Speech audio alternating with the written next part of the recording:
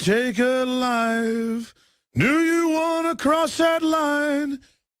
Because it's a long way back from hell. I learned a long time ago that there's no sense getting all riled up every time a bunch of idiots give you a hard time. In the end, the universe tends to unfold as it should. Plus, I have a really large penis. That keeps me happy. Now, what it's got here is a scrotum and nothing else. My mind is a raging torrent, flooded with rivulets of thought, cascading into a waterfall of creative alternatives. God darn it, Mr. Lamar. You use your tongue prettier than a $20 whore.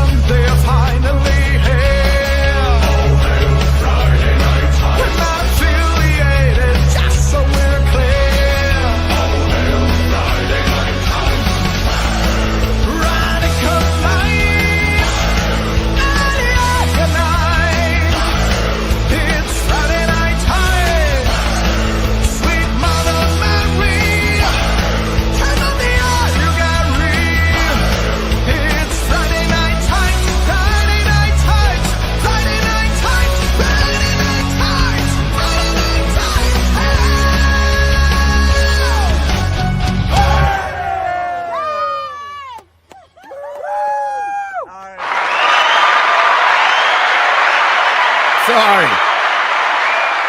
A little slow in the uptake there. Hi, everybody. Thank you, Junior. Getting Dad is fresh Pellegrino. It's good for con crud, which I have. I have for the first time in a long time a light case of the con crud, which sucks. I'm going to work out through it. I'm just going to go anyway. I just got off Will Kane.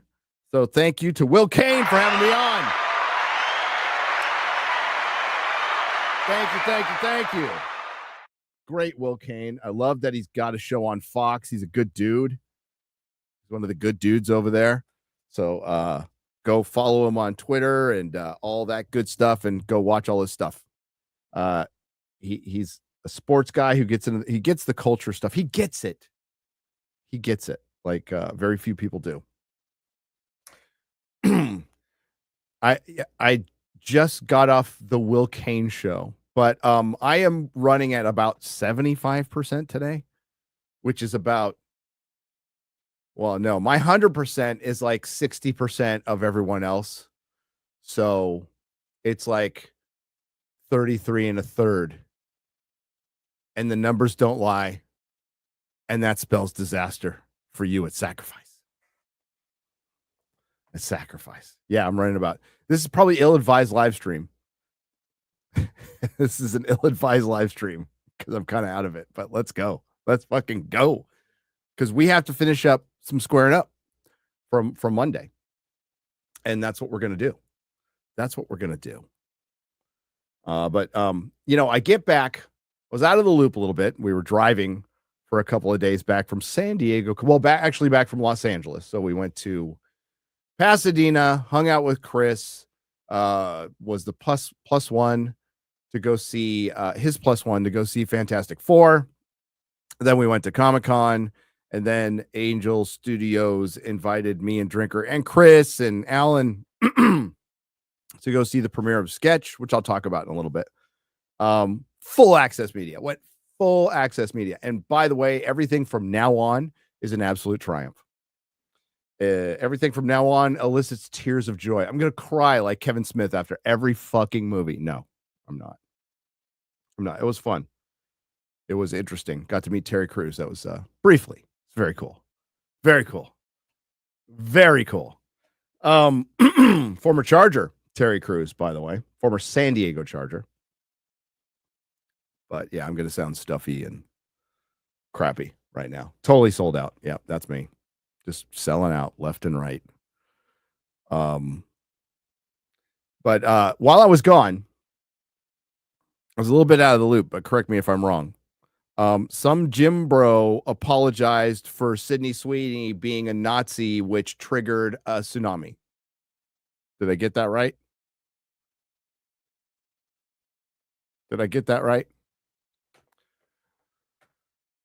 What a disappointment the tsunami was. It turned out to be high tide. Close enough. Yeah, close enough.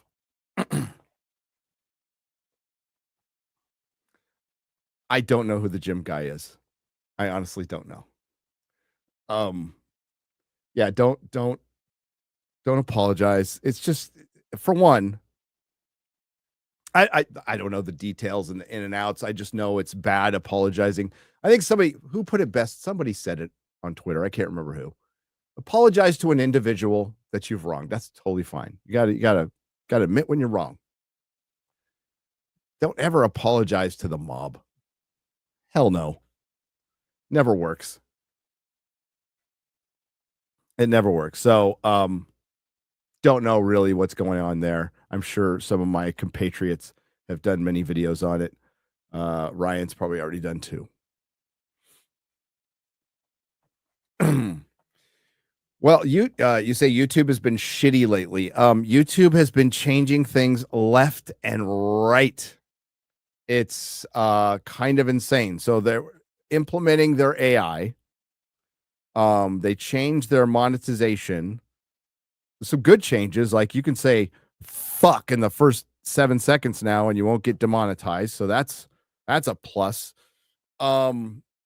Supposedly digital IDs for proving you're 18 or something like that. Don't know the details of that. Allowing advertisers to look at your analytics now. They're really encouraging that.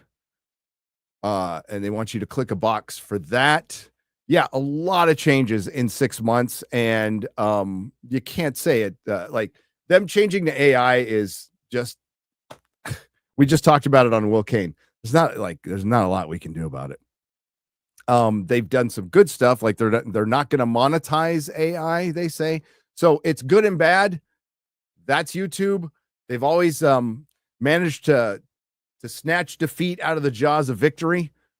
For whatever one good thing they do two things that's bad. I'm just grateful to bring back dislikes. I fucking hated that. You're right, chat. I hated that. Bring back the dislikes. Bring back shame. Shame is good. And I do, to my partner manager, I bitch about that constantly. They've also really been pushing shorts, which has been hurting like live streams. Ultimately, it's been fucking with live streams. So yeah, that's just the way it is. I'm not going to do shorts. I'm set in my ways, and it's probably stupid, and I don't care. I'm not going to do shorts. I like live streams, and I'm still going to make 15 to 20 minute videos until it's over, or until I decide to hang it up. We'll see. Not anytime soon. Don't worry. Not anytime soon. I'm having fun. But yeah, YouTube's been a little crazy this year for sure.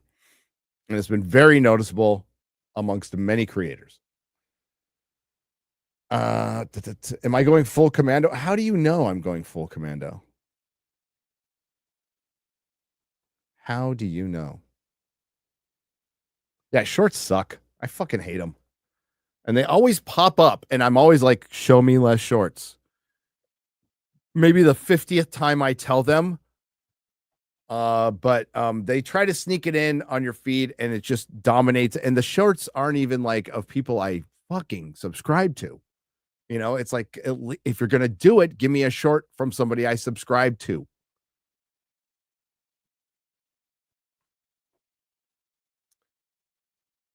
You know, and they keep lengthening the shorts, right? To eventually the shorts will be 10 minutes and they'll be a video that's vertical, which annoys the hell out of me. And again, maybe I'm just old fashioned.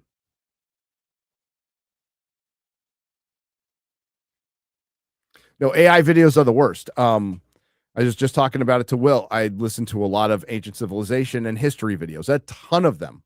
Now it's starting to get into lore too. It's starting to get into lore. I like a lot of lore videos, but I like people actually doing the research and telling me about the lore, sitting in a chair or behind their screen or whatever. I like the lore videos. Those are my, I like Wi-Files. Those are my go-tos at night when I'm chilling out, you know, and they keep recommending similar stuff that's an AI. And listen, you can still figure it out. AI is a long way from replacing a commentator, but it will happen, but it's a long way because AI cannot be intuitive. AI is just an aggregate that's copying something that's already happened. It also doesn't have feelings. It also doesn't understand passion and anger and love and things like that. So it's a long way out. But Will just asked me about that, and he's like, will we be replaced? I'm all, yeah, eventually. Sure. Yes. But shorts are freaking terrible. But the AI videos, the history videos, yeah, I'm out. The minute I recognize it, which is about a nanosecond, you can usually tell by the thumbnail. But sometimes I'll hit one. I'm like, oh, nope, I'm out. I still think authenticity is the currency of the future.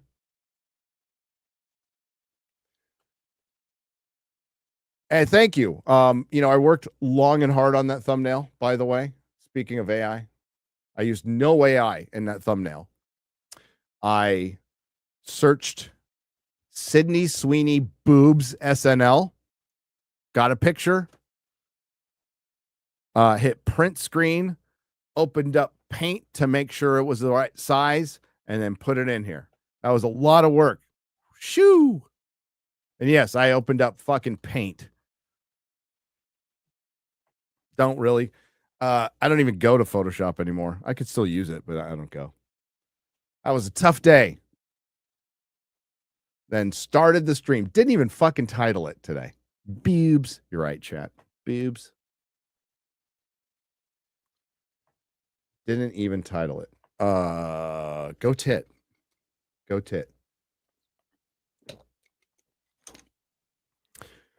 yeah, the Sydney Sweeney jeans thing.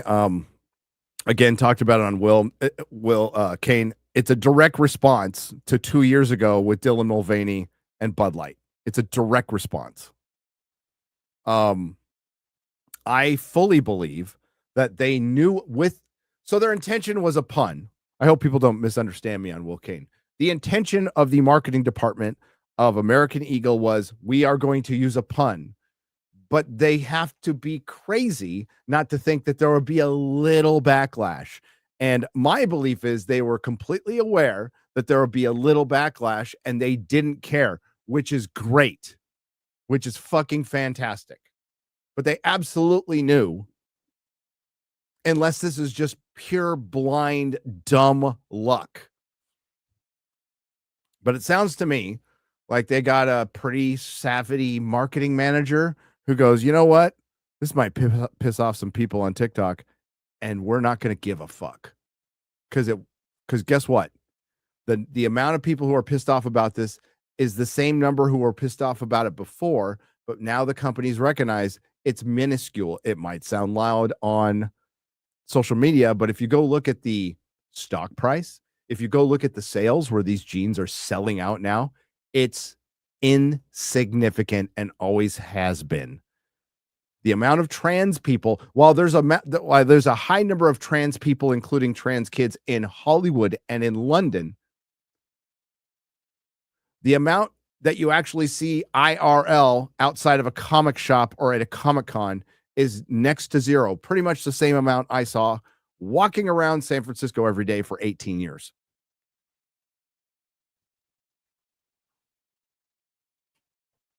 Insignificant. So it's a matter of the will. Asmongold, when he was talking about the Jim Bro got canceled, you can't get canceled. You cancel yourself. You cancel yourself when you're a content creator, because who gives a fuck about you? If the sponsors back out, it doesn't keep you from creating content. Where you get canceled is in places like Hollywood, where you have to get hired for a job. That's where you get canceled. When you're a content creator and you're doing your own thing, if you lose your swole juice or whatever the fuck it is, you lose it. If you keep going, you'll get another one. You keep going, you'll get another one. So it's a matter of intestinal fortitude and will. Again, we need to separate when you are hired by somebody and you are blacklisted. That is canceling 100%. Blacklisted from not just a corporation, an industry, an entire industry. So both things can be true. Both things can be true.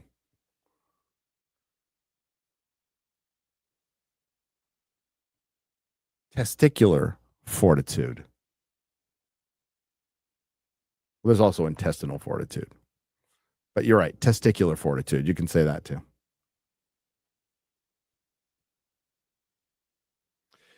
But yeah, the ad is great. I think it's fine. I think it's funny. I think it's hilarious that the usual suspects with septum rings are going out and complaining about it. There's plenty of dudes complaining about it as well. And you know what? Shine a light on it. Absolutely mock this stuff into oblivion. Make videos. Make live. We will be talking about it on Friday Night Tights. We will be running clips. We will be mocking the shit out of all these freaking dumbasses, because that's the beauty of free speech. People are free to be as retarded as they want to be. And that goes for yours truly as well. And you can just mock it into oblivion if you like. That's how we get to a balance. That's how we get to a balance. And if we could start laughing at ourselves and not giving a fuck in a marketing campaign about a woman making a jeans pun, and let's talk about puns, shall we? Can we talk about puns? Let's talk about puns. Was it Gavin McGinnis had the best fucking joke today on Compound Censored with Anthony Acumia. I'm gonna add something to it though, because again, they knew what they were getting into with that pun and they ran with it anyway. So and I'm going to paraphrase, but it's not like Clorox bleach went out there and said, it's okay to be white after Labor Day, which would be funny as shit. And I'd buy more Clorox bleach if they did it. It's okay to be white after Labor Day. Oops.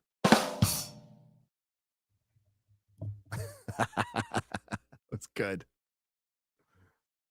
Lame puns are now revolutionary acts. I know. That's how fucking far it's fallen.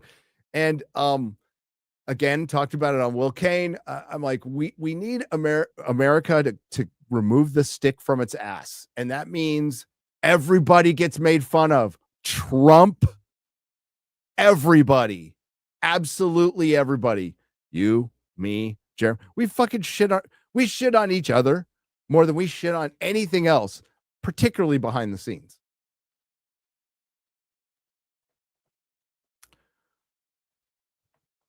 I think Ryan talked, I only half heard it this morning, but Ryan was talking about on Geeks and Gamers Daily.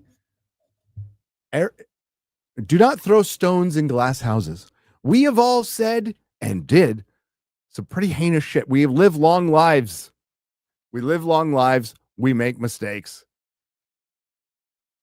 Or we're just crass as hell behind the scenes with our friends who we're comfortable with, and we make the most inappropriate jokes amongst each other. And some of us just, just say them online. It's fine. It's fine to do. If it got out in public, would I love it? I would just go, yep, I said it. Yeah, I fucking said it. Yes, I did. Will every UK member of FNT now migrate to the USA? They're welcome. They're absolutely welcome. I'll even let some of them stay here, not all of them, for a little while. Not all of them, but some of them. No, and as Ryan pointed out, these are words. These are just fucking words that people are using in the past. And we're just, it's just fucking jokes. And it's not 2018 anymore. And we've moved past this. So I think with the Sydney Sweeney stuff, the reason it's going so fucking viral is she's really hot. I know there's some out there trying to argue that she's not. And to that, I will say it's okay to be gay. It's okay to be gay. But she's hot. Complete package. The other thing Ryan said that I agree with is like, let's not fool ourselves into thinking she's MAGA or something like that. You will be probably disappointed. You want to know why Trey and Matt are going so hard on Trump right now? Because I think they want to just show we ain't MAGA. We ain't MAGA. Which I never thought they were for a second. But we need to be able to laugh at ourselves. And I say this on the night before I see a comedy, a Hollywood rated R comedy that Hollywood put money. Now, I don't know if it's good. I saw it's 100% on Rotten Tomatoes. I don't fuck the corporate critics. I think Jeremy Johns said it was good. I like Jeremy Johns. I'll trust him. I don't agree with him. I definitely don't agree with him on some stuff. But Fantastic Four, that's where I disagree with him, because he said the female Silver Surfer worked, and I say it did not. But other than that, I like the guy is super nice and a good guy, really good guy. Sub to his channel. One of the standouts of the old crew back in the day, one of the survivors. He survived with his integrity. Good for him. Bless him for doing that. I digress. I'm going to see a comedy tonight. Now, this comedy is a remake. So it's got that going against it. It's not an original comedy. So we ain't back. None of this we're back shit, because we're not. We're not, because it's a remake. But if I laugh and I have a good time, I will be very happy. I see it tonight. I'm hoping I have a good time tonight. And I'm slightly delirious, so I might laugh at shit a little more. But comedy coming back, shame coming back to a certain point, mockery coming back, self-deprecation being a thing is a sign that our culture is healing, because our culture was sick. It still is sick.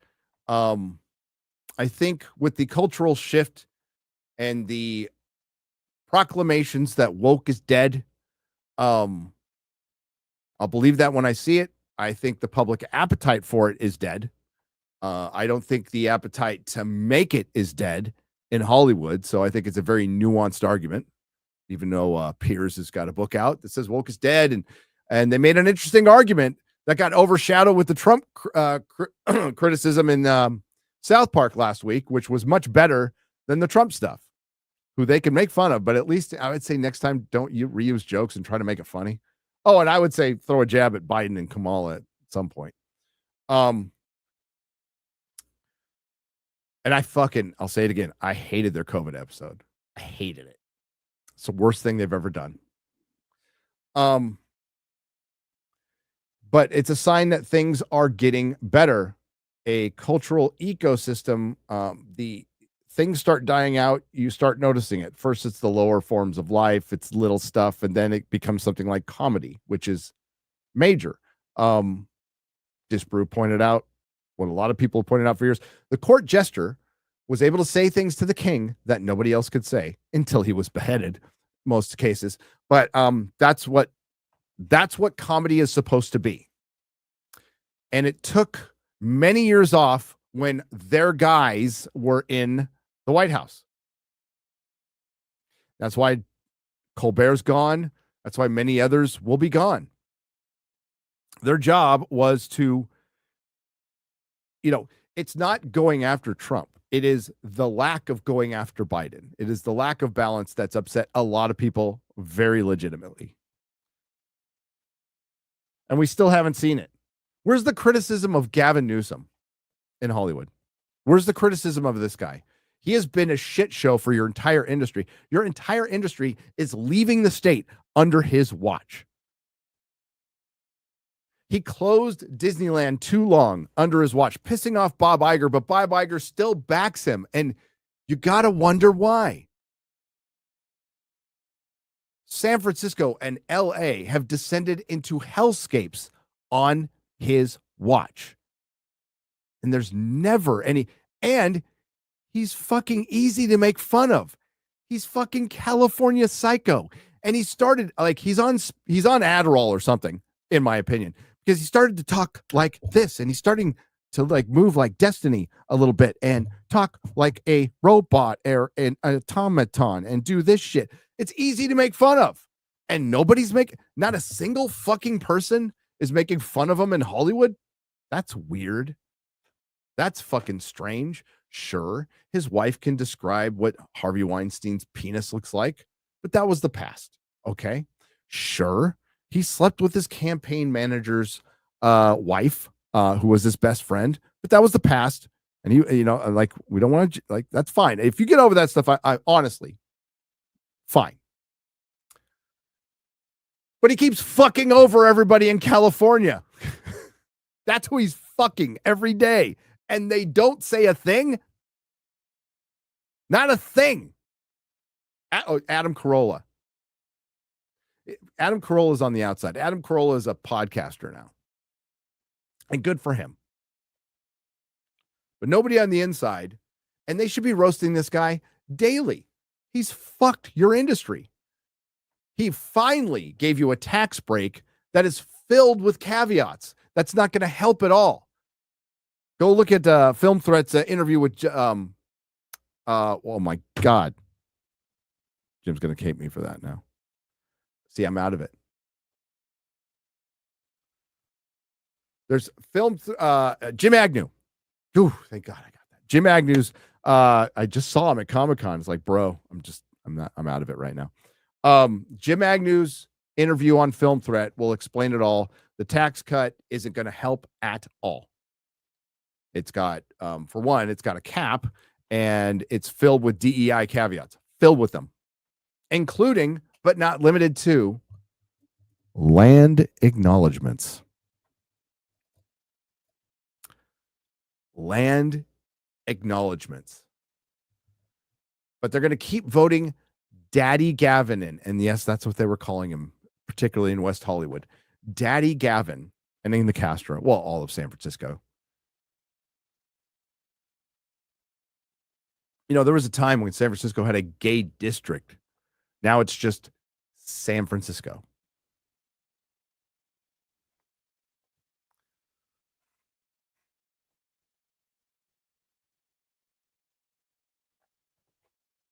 Yeah, that land acknowledgement better go to whoever was here before the Clovis people, probably the Denisovans, the Giants, the Men of Renown, the Yeti. Yeah, the Castro. Hey, the Castro Theater is pretty cool. The gays, like, there's good restaurants down there, and the Castro Theater was pretty cool. Anunnaki, yeah.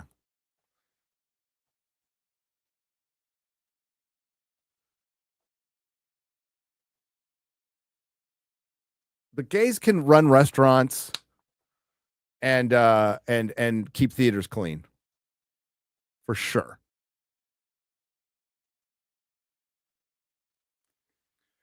For sure. They're really good at flipping houses too. Yeah, they're good at a lot of stuff, including having sex with men.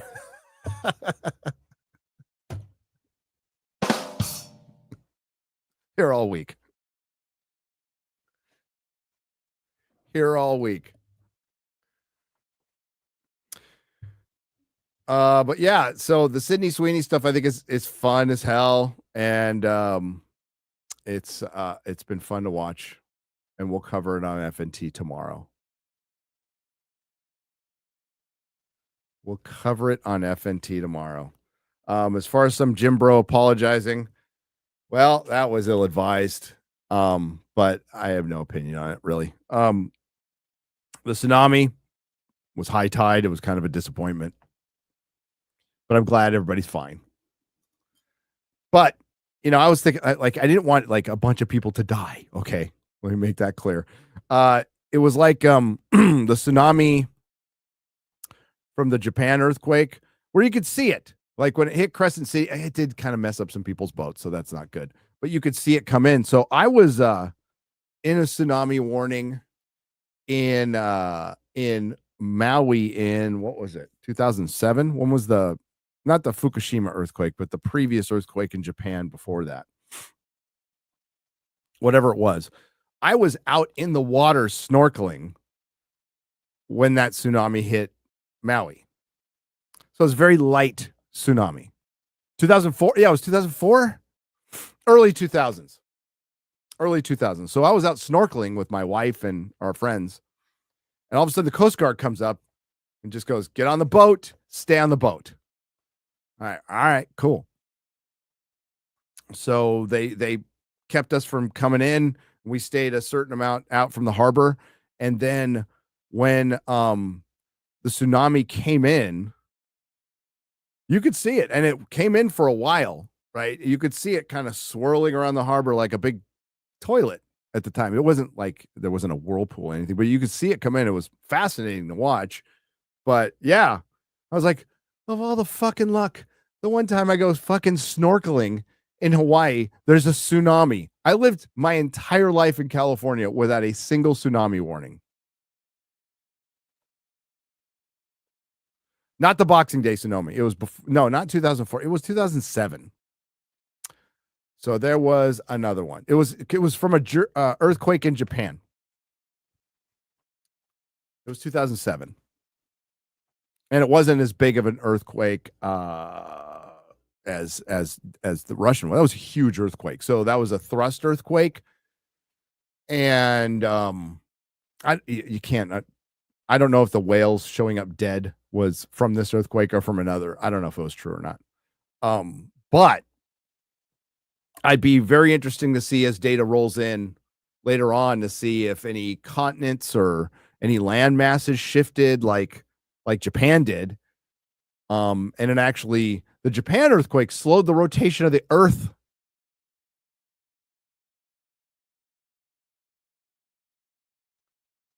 Oprah did a cannonball. Yeah, we didn't get any in San Diego. Like where was I? I was in LA when Fukushima hit, and my mom and my sister were living on Maui at the time. They had to go to higher ground for that. Yeah, you know what? The petroglyphs were revealed at Hawaii. Was that before the earthquake? Because I remember it might have been right when the earthquake happened, but I remember seeing one of my ancient civilizations show the squatting man that were carved in the beaches being revealed due to an unusually low tide. I could have sworn that was before the earthquake, but I could be wrong. But it probably had something to do with the earthquake.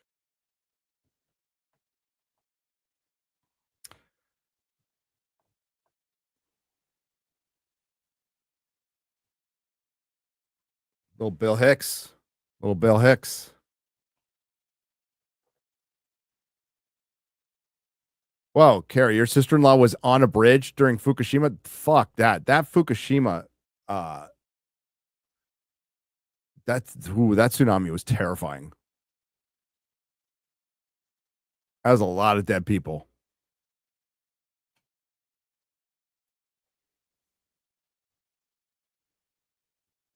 Well, the Squatter Man is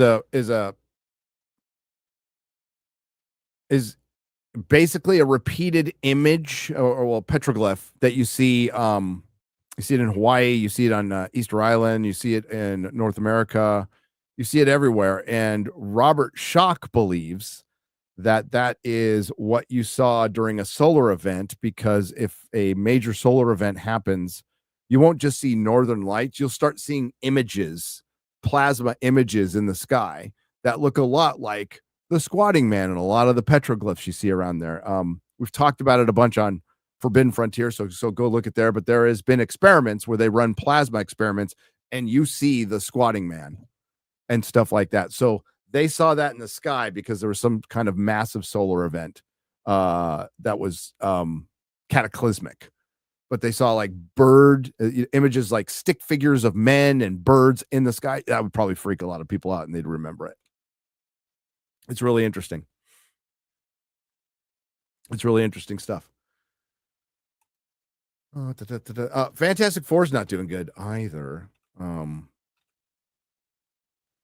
It's doing pretty much the same. Here, let's go by the numbers.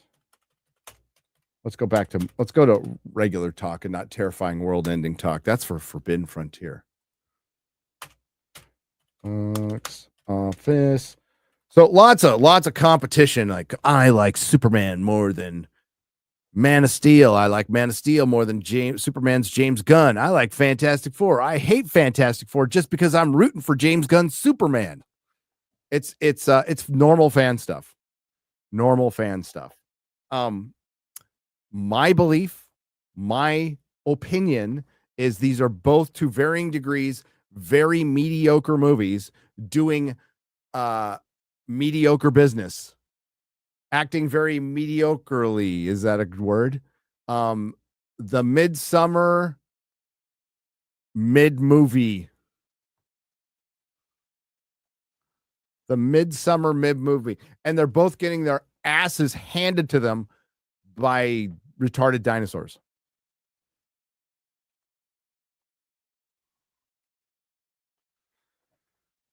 And there's your future of the superhero movie. That's it.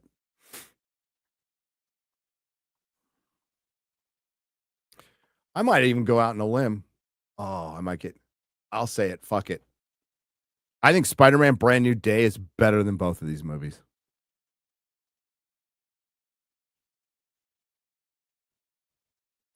You can hold me to account for that. And I have no problem admitting I'm wrong. For example, I was pretty sure I was going to hate Fantastic Four. Absolutely hate it. And I only kind of hated it. Okay. It had me. It had me until the end. It had me as not totally hating it. This movie didn't totally suck. It didn't entirely shit the bed. Till the end. I thought I was going to like Superman. I thought I was going to like it, at least like give it a 7 out of 10. And I didn't. It's because they're very similar movies. Because they're not total shit, but they're not great. Not even good, in my opinion. But a lot of people are enjoying Superman.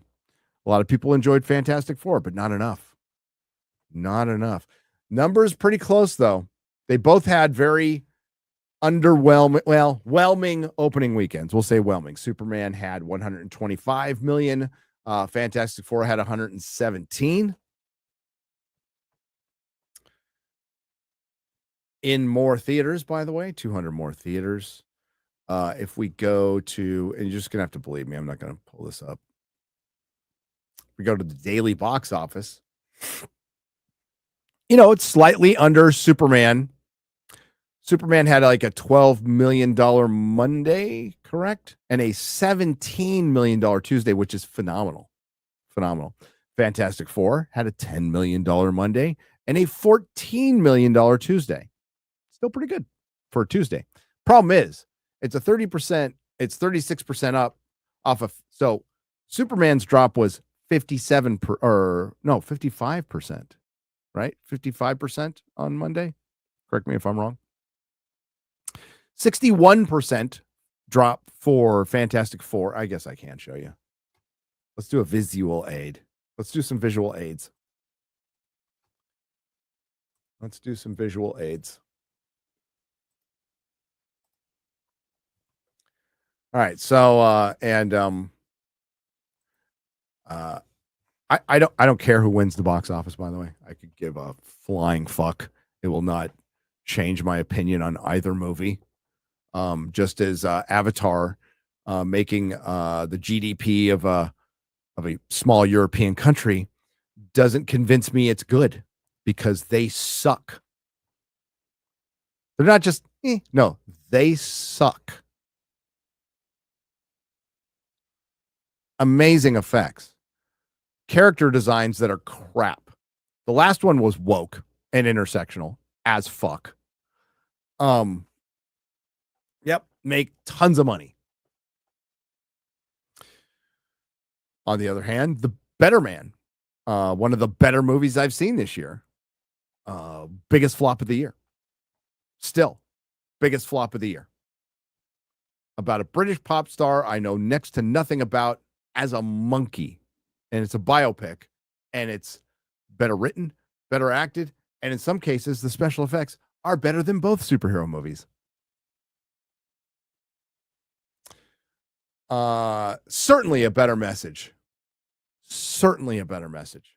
A more heroic message, dare I say. Okay, so you can see here,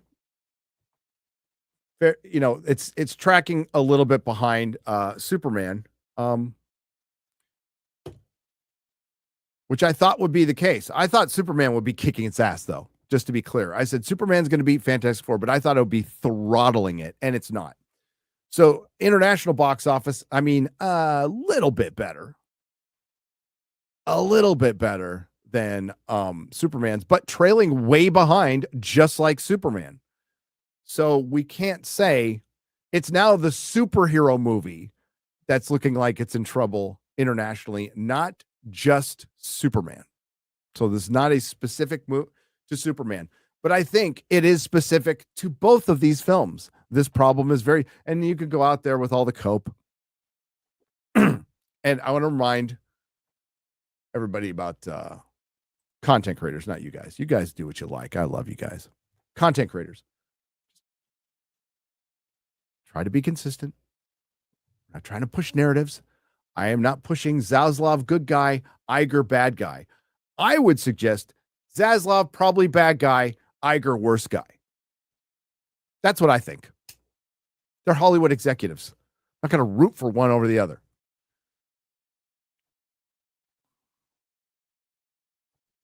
Zaslav has made some fucking shit decisions in the last couple of years, or his people that he's in charge of. So, you know, if we're going to criticize Feige, I say we criticize Casey Bloys and any dipshit at Marvel or at Warner Brothers. Same thing. What's the fucking difference? But this is specific to both superhero movies, and I believe their underwhelming performance internationally is largely due to the quality of the movie.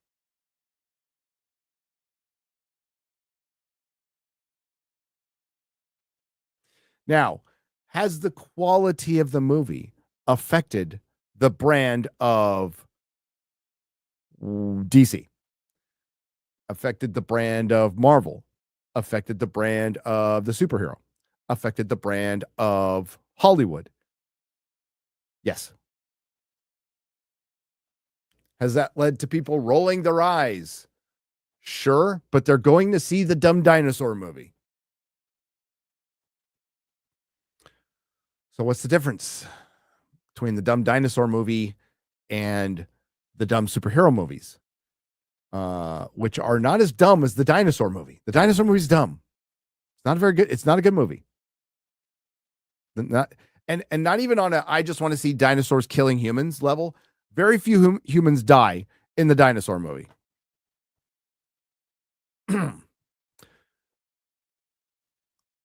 The difference is the brand damage. The dinosaur movie, for the most part, didn't have a bunch of actors acting like fucking retards on the red carpet. The dinosaur movie, for the most part, well, until this one, wasn't super girl bossy. Definitely there, especially in the first one. Holy shit. But it wasn't as bad as the previous Marvel films. And its films were successful. Its films made a shit ton of fucking money. Where DC had a bunch of flops preceding Superman. Marvel's had a bunch of flops, and it's been super fucking woke and intersectional preceding Fantastic Four. And that's going to affect you. That's going to affect your overall box office. Now, I can't get into the international mine. Again, they're going to blame China. China was always bullshit. It was there to boost numbers where you weren't making a bunch of money. So, okay, fine. Take out China. Now there's the new cope of, is the $800 million the new $1 billion movie? Well, you know, I've been kicked out of 3 high schools. I'm not very good at math, but $800 million is less than $1 billion. It's actually not $1 billion. So the answer would be no. It will be the new $800 million movie. And then you got Marvel out there lowering expectations, saying, oh, yeah, well, you know, if you spend less money and your movies become more profitable, then sure, you can lower the expectations. But the problem is it's too fucking late. Like, there's no energy generated by Fantastic Four for Doomsday at all. And no, you got to look past the human, very genuine human bots that just want to see next thing. I need cameo, next thing. And you got to think about we got to think about our future. We need to hunker down and figure out how to make a superhero origin story or a singular superhero story interesting to where we don't have to fill it with cameos and do a bunch of gimmicks. Because we've seen this pattern repeat before. Where? In comic books, where the source material is. You have superhero teams, you have crossovers, it gets too much. You have to sell popcorn buckets to get people in the theater. Well, you have to sell variant covers to get people in the comic shop. And it just becomes a thing where you like the idea of what you're going to see, but you're actually not seeing it. You're not seeing a superhero story. You're seeing a superhero content, and you're going there to buy a superhero thing to watch the superhero content, but you're not being moved by the story. There isn't a memorable scene. We aren't running out and buying the soundtracks and playing them all the time. That stuff helped these films succeed, and they succeeded because the first most important thing was we need to make a good movie, which they didn't do. And what's largely behind a lot of their failures? Well, with Marvel, it has been identity politics. With DC, it's James Gunn's ego and James Gunn being the wrong person for the assignment. Good cast. I think that cast can make something good. I think it's got a future if he backs off and let somebody else do it. And I'd run to Kaczynski. I'd run to the guy who directed Top Gun Maverick and F1 and Tron Legacy. Some people don't like it. I do. I think he'd be a good guy to direct Superman. So it's not just plain and simple. The media, the superhero fatigue that the media will point out is people are just tired of superheroes because there's too many stories. But what the underlying theme in that is, they're still good. It's just people are tired of seeing them. That's something Kevin Feige tried to roll out too. No, stories bad. Stories are bad. And a lot of the reasons they were bad was because of identity politics. And now we're exactly where we predicted. And you didn't have to be Nerdstradamus We're in the era of the slot buster. Not the flop buster. That was a year or two ago. Not the woke buster. That was also a year or two ago. It's the slot buster. So it's trying to move away from woke. They don't know how, by the way. And Marvel certainly doesn't know how. Because one of the main two reasons Fantastic Four failed is female Silver Surfer and Pedro Pascal. Oh, well, failed. We'll see if it fails. That it's not doing as well as it should be. I can't say it's failed yet, but it looks like it's going to track way behind Superman. And it's female Silver Surfer and Pedro Pascal. Superman underperforming for a completely different reason. But they end up both being mid. Mid movies that a lot of people have been fighting about, which will be forgotten in about a month or two. And 2 years from now, when say we get a good Superman sequel, it will be hilarious to see. That last movie wasn't very good. This is a good Superman. Because we'll see it. We'll see it. But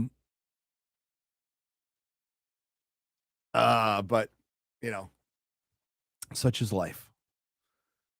Such is life. But things aren't looking great for Fantastic Four, and I don't think it has the hold that Superman does. Particularly domestically, Superman's going to crush it. Absolutely crush it.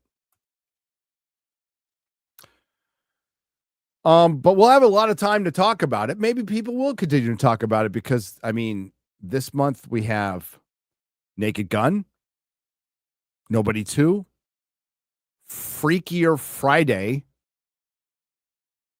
Am I missing something? Feels like there's something else. TV wise, we have Alien Earth. There's something else. Oh, Tulsa King comes back in September, which is good. Tron is October, which is when they should have released Fantastic Four. Fantastic Four should have been released in October, November, probably November, early November, to spread it out from Thunderbolts a little bit. They fucked up putting out summer.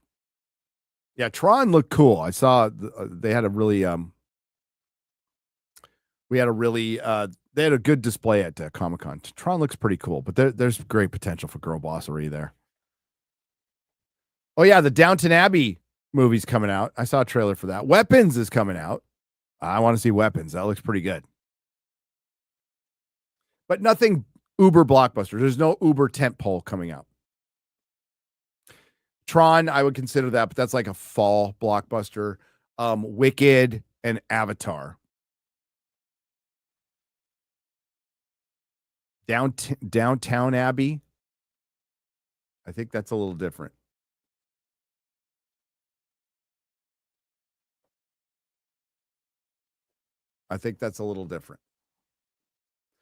Yeah, I'm far more interested in streaming this year than anything else. A lot of at least Predator Badlands, that's coming out in the fall.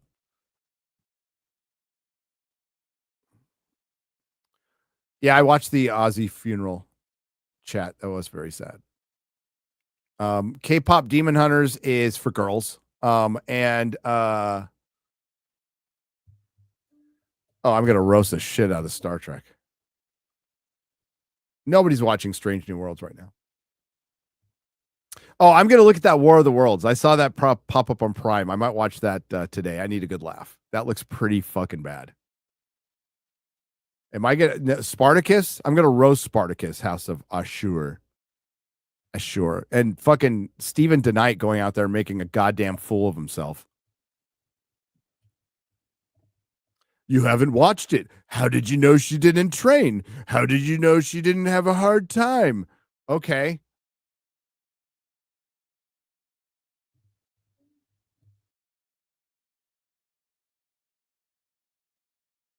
Maybe this is the first time we saw a black female take over, come in through a bait and switch where you titled the show after the male character.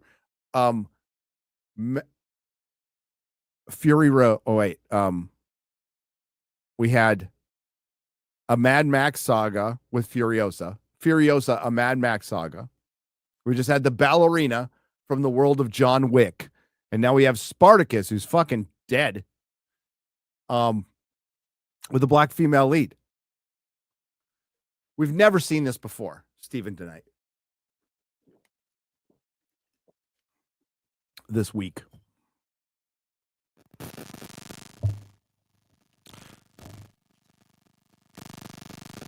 Hang on. Can you hear that? There we go. You probably can't hear that. I was getting a buzzing. It's gone. It's gone. Hollywood has a black fetish. It's not just a black woman fetish. It's a fetish. It is. They really have an obsession with they're scared to death of the masculine black male, so they want to make them gay, and they really have fetishized black people to a really, I mean, they love to. That's so weird. It's sick and bizarre. It's not weird. It's sick and bizarre.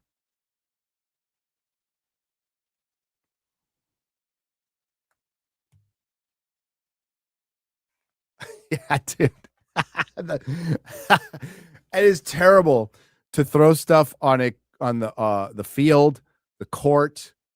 It is awful. I do not recommend it. But a green dildo being thrown on a WNBA court. Now, I would argue that somebody just dropped one. So I don't think it was thrown by a fan. I think that just fell out of somebody's shorts. But either way, that was fucking hilarious. Holy shit. It was a mouth guard.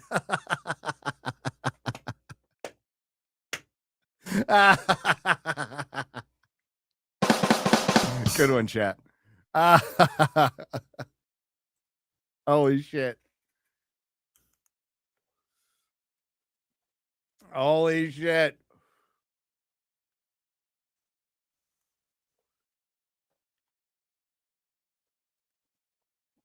Oh. That was good. It was Jeremy's. It wasn't Jeremy's. Jeremy actually knows how to play basketball. He wouldn't be in the WNBA.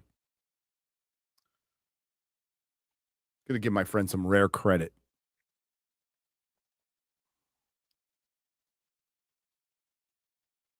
Yeah, and they a wig fell off and somebody made fun of her and they kicked him. Like, the WNBA just needs to have the women.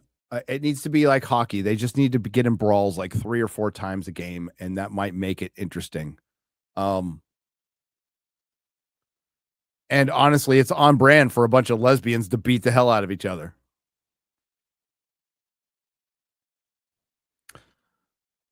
And U-Haul can sponsor the league.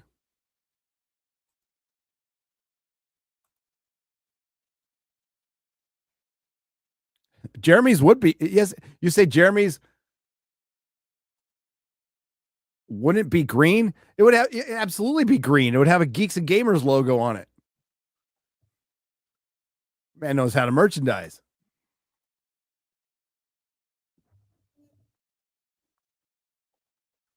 Lesbian fights rule.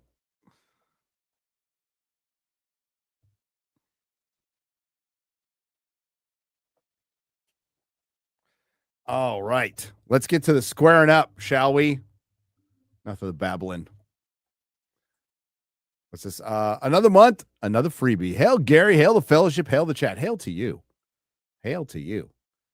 Hey Gary, how about a member live stream for Star Trek Starfleet Academy Mystery Science Theater 3000 style? Time to roast them all. Keep on rocking. Okay.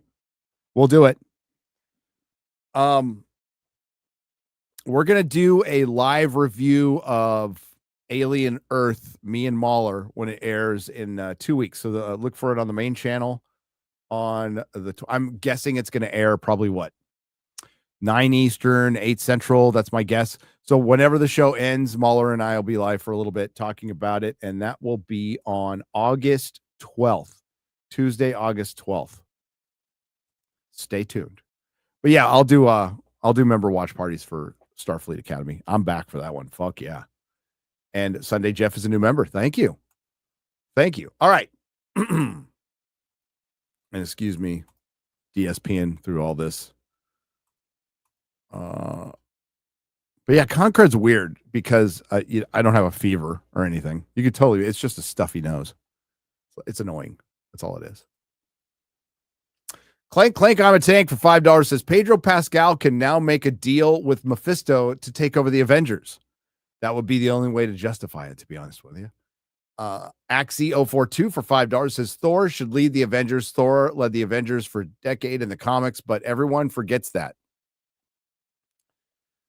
You know who shouldn't lead the Avengers? Captain African American Yelena and Pedro Pascal's Reed Richards. 3 characters from 2 flops and 1 soon to be, at the very least, underperforming mid-movie. Super Mastermind 1732 for $10 says a good Doctor Doom footage. A cutscene in a video game has Doctor Doom crushing the X-Men and swatting away nuke-tipped cruise missiles. I can't recall the name of the game. People will compare it to the good stuff. They will. Will the movie lead to Marvel Zombies like the Ultimate Fantastic Four teleportation did in the comics? Asked Zodlander. You mean Secret Wars? It will lead to a reboot like it did in the comics. Thank you for the 50 Swedish krona. 101 First Corn Pop. Thank you for the 99 cents. I appreciate it. What's your opinion? Do you think why did I say Nazi? NetEase? Same thing. No, the developers of Marvel Rivals have much better designs of much of the MCU outfits than the movies, TV shows. Yeah, they do. When the commies outdo you, that's not good. Pregnant Sue Storm going into space mission is ridiculous, and her running around with the baby bump looked ridiculous. The Last of Us 2 pregnant patrol vibes. Yes, there's you speaking of fetishes, there's another one in Hollywood, and it's warrior pregnant women. And it's supposed to be some kind of weird intersectional feminist thing, which is strange because intersectional feminists are very antenatal. But it's like, look, pregnant women can do stuff too. And that's mostly written by male feminists who have never been around a pregnant woman in their life since they were shot out of the vag of a pregnant woman, but they've never experienced them in life. Now, there are times where they're very deadly, dangerous beasts, not to be fucked with. But that's in enclosed environments when they want, fucking pickles and ice cream. Not on the battlefield. Wheel of Time. They did it with the Nova Corps in the comic books. They did it with the Spider-Woman character in the comic books and in the movie. They did it in Avatar. There's multiple examples of them doing that, and it's a fucking fetish. And it's not that the male feminists want to have sex with the pregnant women as a fetish. They want to be them. And they can't.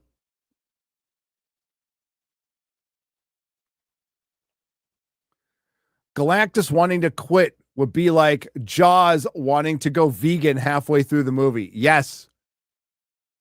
Wild Warlock 1896 for $5 Australian. So, hey, you got the look right. You got everything right. First time you introduce Galactus, he wants to quit. Come on.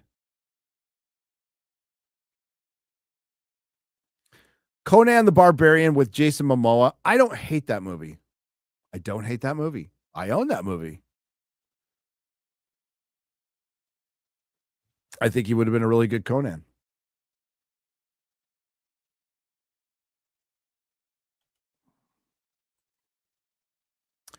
But Hollywood didn't want to make Conan films. And still doesn't. I mean, done right with the right person, that is easy money. Just got to work, jumped on and saw the poll, which is crazy. That many people don't give a F about Fantastic Four, but definitely valid. As you, my boy. Also, Shad, great mug, by the way. I didn't see the results of the poll. Sorry. I think it was just comparing Superman to Fantastic Four, right? What were the results? I'm going to sneeze. Hang on.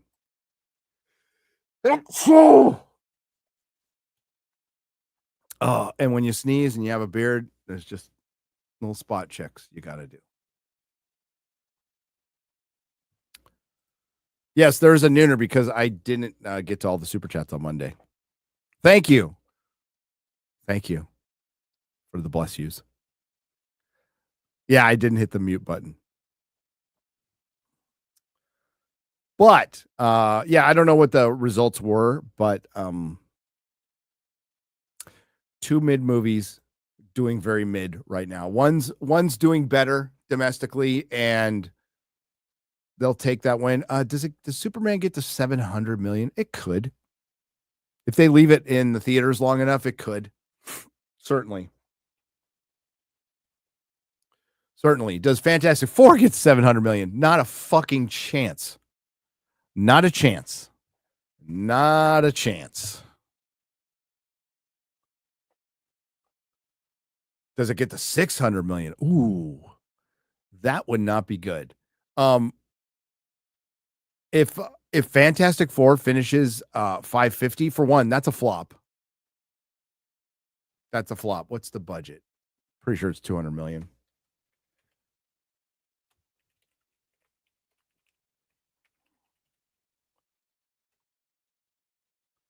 $200 million. So that's 200 million. And I do believe this was shot in the UK. So we're going to find out eventually. We're going to find out. So 200 million, about that for the marketing. Don't sell me this 100 million. You know what? The $100 million marketing for Fantastic Four and Superman is bullshit. It's more than that. It's closer to 200 million. Yeah, Fantastic Four flops at 550 million worldwide. It does not make money in its theatrical run.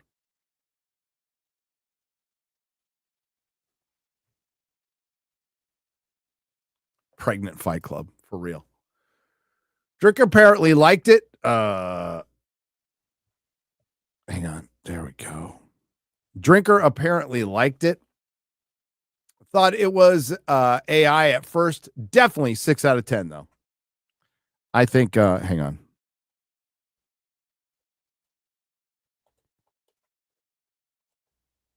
My headphones just died. I don't need them. My cheap-ass headphones just died. I'll have to spend another $14. $14.99 I spent on those. Yeah, Drinker liked it. I don't think he gave it this glowingly positive review, but Drinker liked it. And I think Chris liked it a little more than I did. Alan liked it maybe a little less than I did. So, yeah, but it's very mid.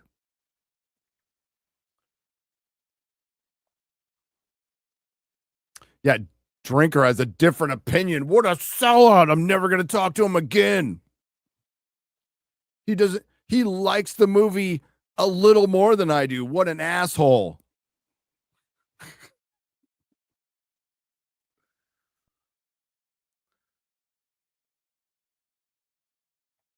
How much does it cost to see the Naked Gun asking for Jeremy? What, Jeremy can't look up fucking ticket prices on his own? Okay, I'll tell you how much. Fucking, hang on. Tell you how much I paid to go see the Naked Gun, which I haven't seen yet, but I'm going to see it with my wife and my oldest or my youngest son, who's old now. Where'd it go? God, your website fucking sucks balls.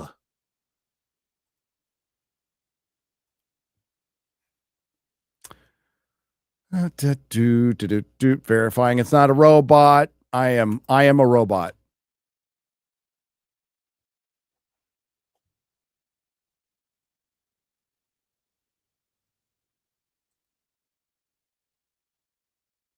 My purchases. I got a burp. View purchase.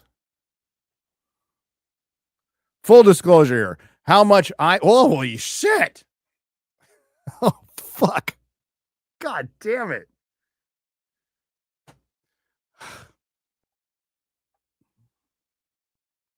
Are we going to include tax on this one?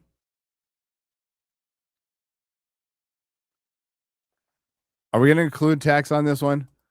So I'm seeing the first showing at my local theater-ish in my local area in the state of Texas, which is not the most expensive place on the planet. I'm a little shocked at I just bought 3 tickets and no, it is $51.93 for 3 tickets on a Thursday. I did have to get a loan application. You're right. I did have to take out a loan and give some blood.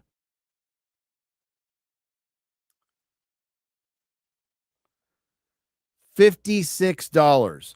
So I want to add that to the fucking box office conversation. $56 fucking dollars. That's $17 each. I'm going off the chat's math because I ain't doing it on my own. My Asian isn't here right now. And all these people fighting over the fucking Fantastic Four and Superman box office when you should be counting tickets sold. If you do that, Man of Steel kicks the shit out of both of them.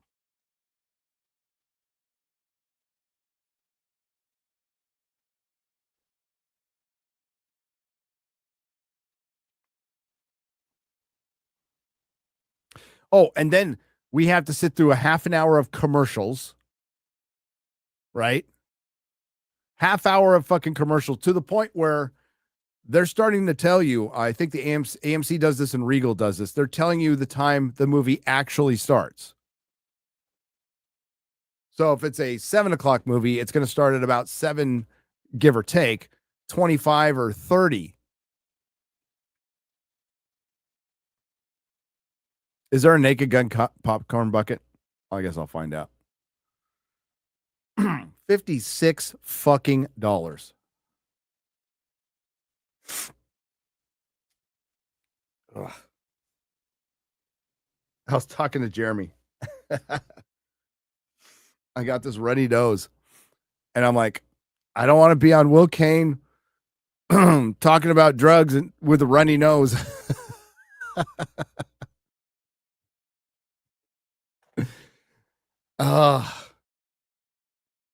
$56 goddamn dollars. So if Jeremy wants to know, it's too much. It's too much. Good Lord. Spoiler, I think that FF will know Victor Von Doom, and the post-credit scene will end with Sue saying, "Oh, hi, Victor." It was, they kept that vague. Latveria was mentioned in the very beginning during a UN thing, and they were not present when Sue was working for the Future Foundation and basically by herself achieved world peace. Then she shows up at the end, but apparently they're going to be like, no, they're going to be, but well, you know, they were friends before. So they're going to be colleagues at the very least before he turns. But I guess they're going to take all of this care of all this business in Doomsday, and Doomsday is going to have to be a 6-hour movie. I'm glad they made, I'm glad they had Shalabal. If Norrin Rad was in the film, they would have kept the love interest between him and Johnny. They would have. That's true.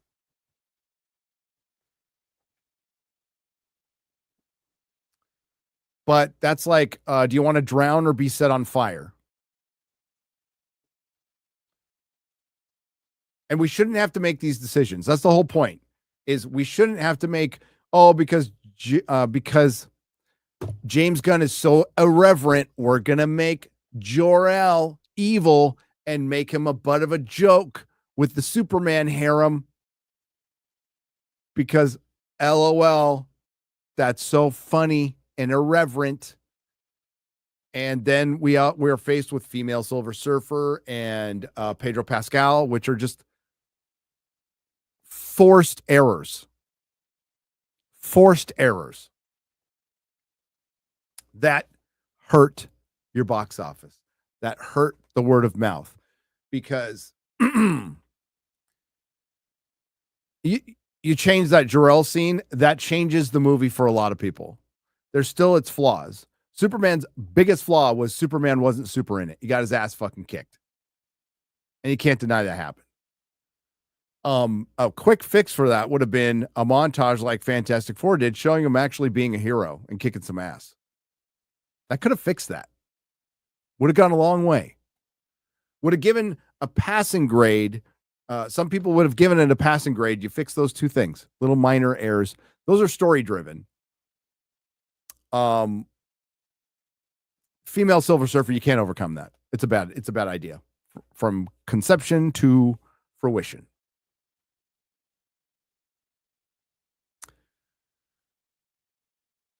The pissed off, gruff, robust Ben Grimm that we love so much was nowhere in the movie. Too much testosterone, I guess. He was very chill, Ben Grimm. He'd already been through all his stuff. But I thought the actor was good.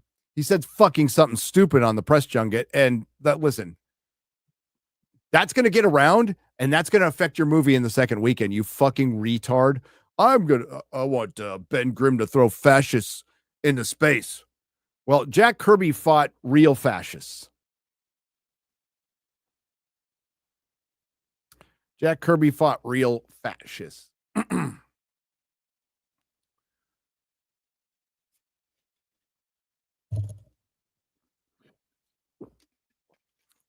And this whole fucking Nazi thing, dude, we're closing in on it being 100 years. 100 fucking years. Find a new boogeyman. I got an example of one that's going around today that's actually doing a lot of harm. It's called communism. It's called a leftist. And you know what? Turns out they hate the Jews just as much as the Nazis.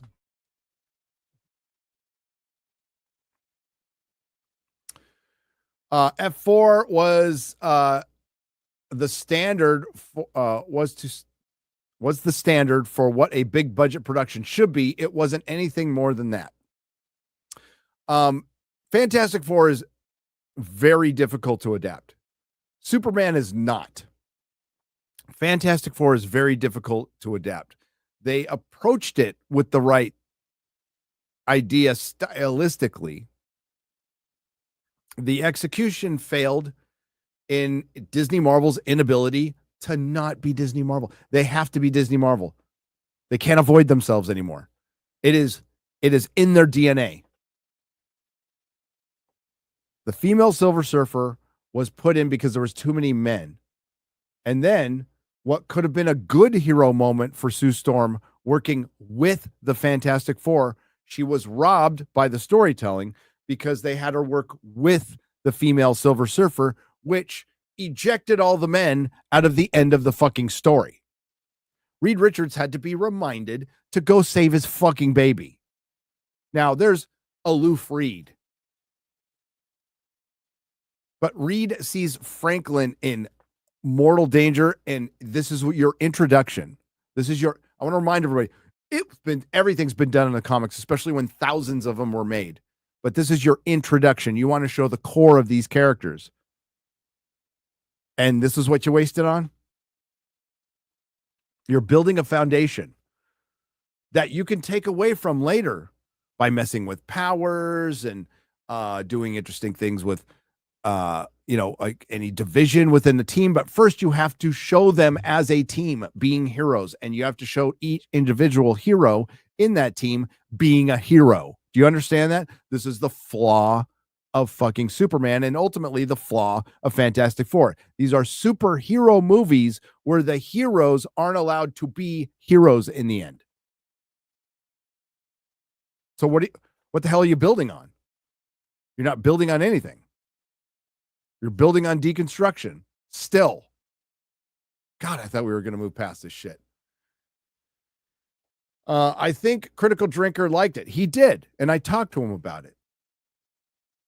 And then we got into a huge fist fight in Los Angeles. And Terry Crews had to break it up. No, I'm just kidding. At the meetup, I talked to somebody. It was a really great conversation who really liked the movie. And we just talked about what we liked, what we didn't like. And guess what? We still liked each other at the end of that conversation. Because despite what people think, we're grown-ass adults. And just because we're arguing over this movie stuff doesn't mean we're going to take it personally. Good thing I don't take criticism on the internet personally. Conquistador Joker looks like a Smiling Friends character. He does. He does. But the Aztecs were just as evil as the Spanish Empire. And one could argue maybe a little bit more. Just with the whole sacrificing thing. But listen, neither of them were good.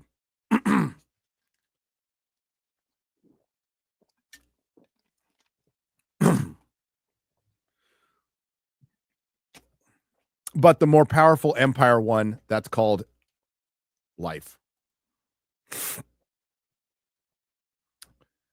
Did you notice the Brendan Gleeson Conquistador? He's there in the back. I didn't. I'll have to go look. Thank you, Reno the Turk. Gamer Plush for $2 says, allow me to fuck you, Batman. The Joker. Oh, boy. Oh, we were talking about all the raping and stuff. Yeah. Forgot to mention I'm out of the hospital. I'm okay, says Edwin. Oh, dude. There you go. I can't hear it, but that's a play. Grace's fixation on FNT's genitals is accurate. Well, she was fixated on John Cena's genitals. And it's probably because Grace just needs to get a little D, you know? And all women do.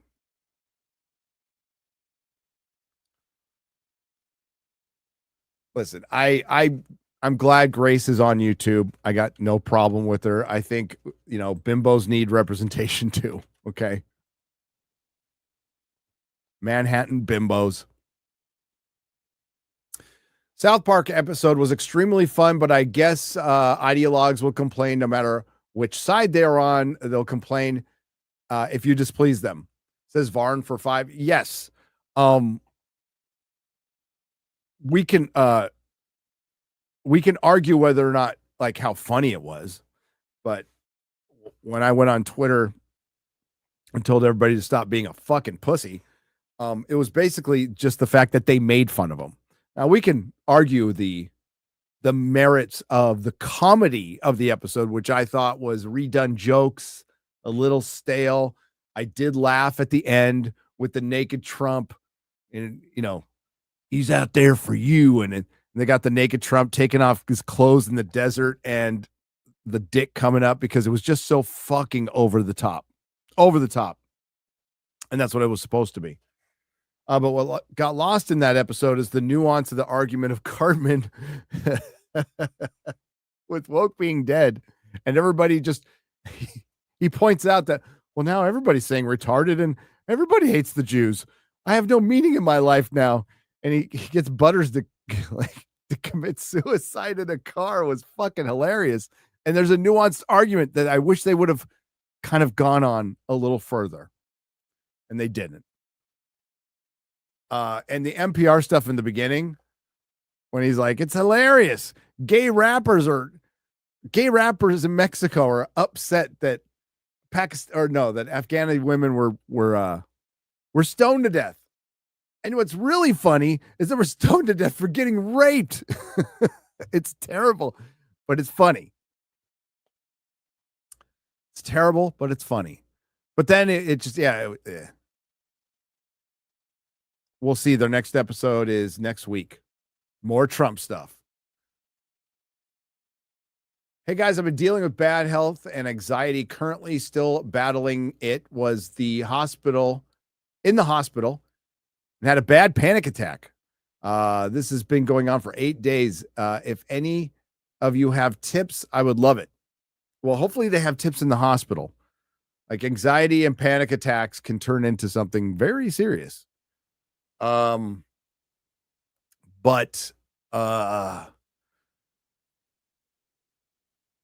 yeah, you're going to have to, the only tip I would give is anxiety stems from a lot of stress, a lot of trauma, either that's kind of working as a background program that you might not even be aware of from the past, but you have to talk about it. You have to get into a group, get into a therapist and talk about it, because stress, past trauma lead to anxiety, which is like PTSD and stuff, which can lead to panic attacks, which can fuck with your heart. So you need to be careful. Talk to people, talk to professionals.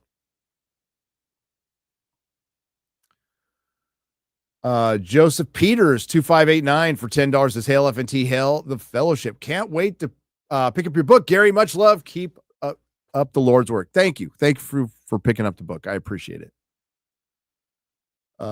Nocturne Malwolf for 10 British pounds says, I'm super happy and excited for the Conan panel announcements. New Conan, new Solomon Kane, OG Savage Sword getting colored, and the return of Kull the Conqueror. Let's fucking go. Yeah.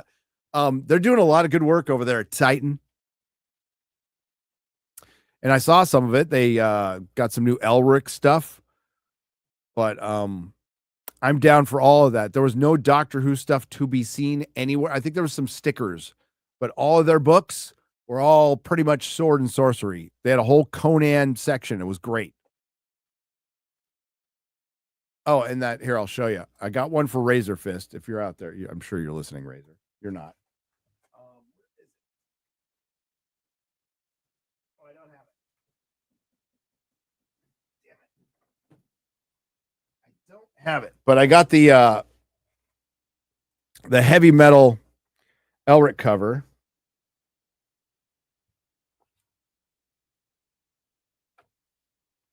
And I don't know how good or bad this is. We'll find out. But I got this. Boom.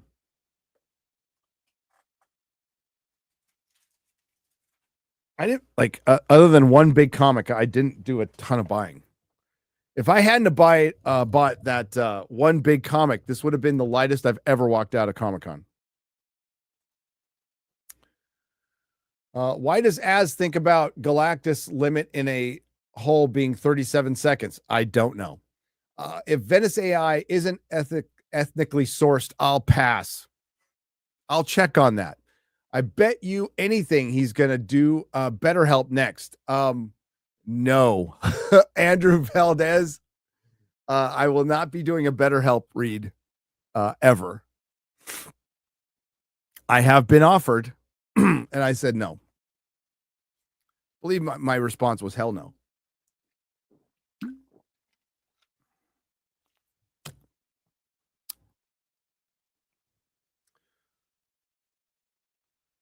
Weird, we've gotten an FF movie every 10 years. Isn't it weird? It's almost like they're trying to hold on to rights.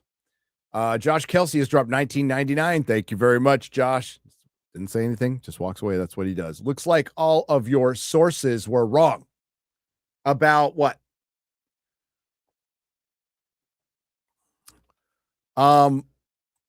They were, I'll tell you where they did miss. Okay, so we were told that there was a Brainiac and Green Lantern like post-credit scene, and that didn't happen.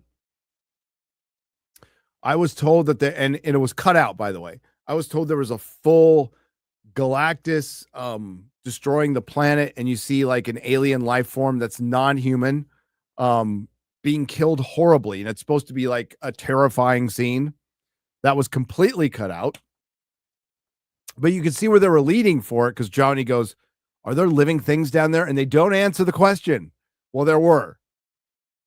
There were, and they were supposed to show you. And I think that's a huge mistake. Huge mistake. Also think it was a mistake if they really shot it to leave Brainiac out of the end, because that really could have helped.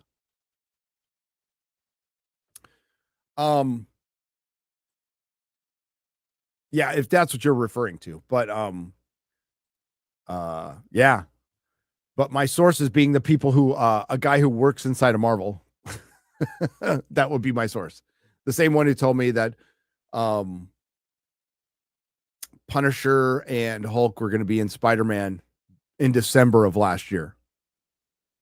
But I don't care about that shit. I'm not behind paywalls with that stupid shit. I'll talk about it anywhere. You know what crazy that Superman could have been good. You know what's crazy is Superman could have been good. A good movie, and the bar was already set low, but somehow they hit the bar of which Superman comic book do you want to see in theater? Which Superman comic book? Like individual? I'd have to think about an individual comic book, but a Superman for all seasons is great. Oh my God, I even hate to say this, but Birthright. It's Mark Waid, but I like Birthright quite a bit. You also could have mixed in the Lex Luthor, Brian Azzarello origin, which is pretty good. I would mix some of that in, which they kind of did, but didn't do it well. Man of Steel by John Byrne. Just adapt that. Period. End of story.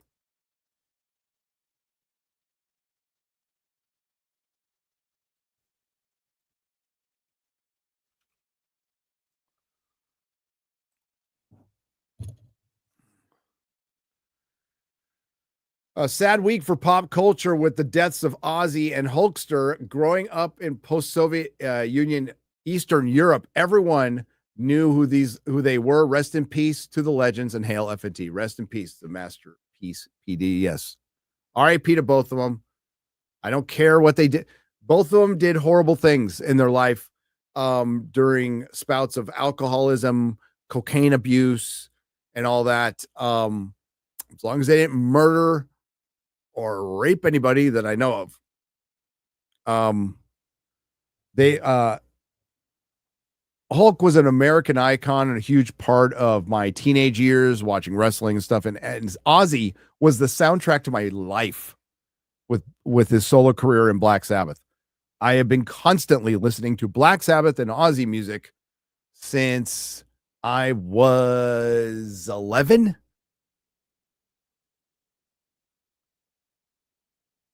And the weird thing is, I kind of got into Ozzy before Black Sabbath.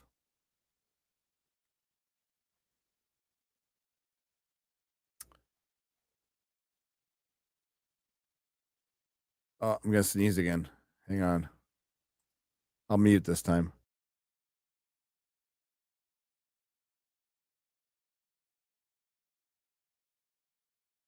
God damn it didn't happen. I hate it when that happens. Okay.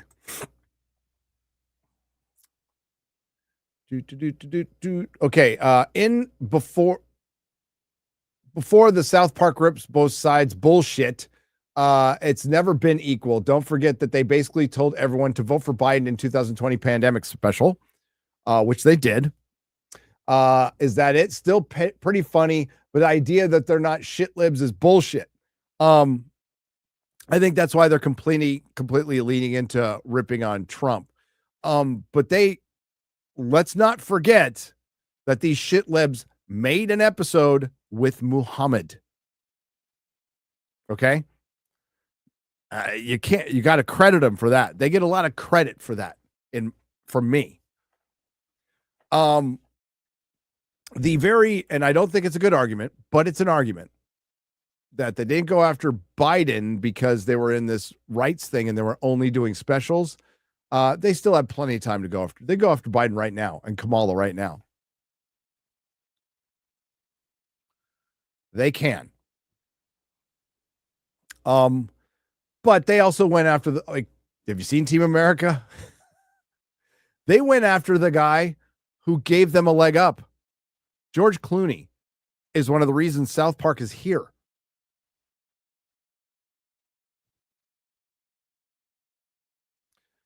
But yeah, are they totally lib or libertarian? I thought they were libertarian, but they're probably just Hollywood lib now at this point. That would be my guess. And anybody who thought like they were going MAGA with the Kathleen Kennedy special, don't set yourself up for disappointment. There's a lot of people in Hollywood who don't like Trump, who hate the woke era. There are. Talk to them. Tons of them. Now, are some of them missing a connection? Yes.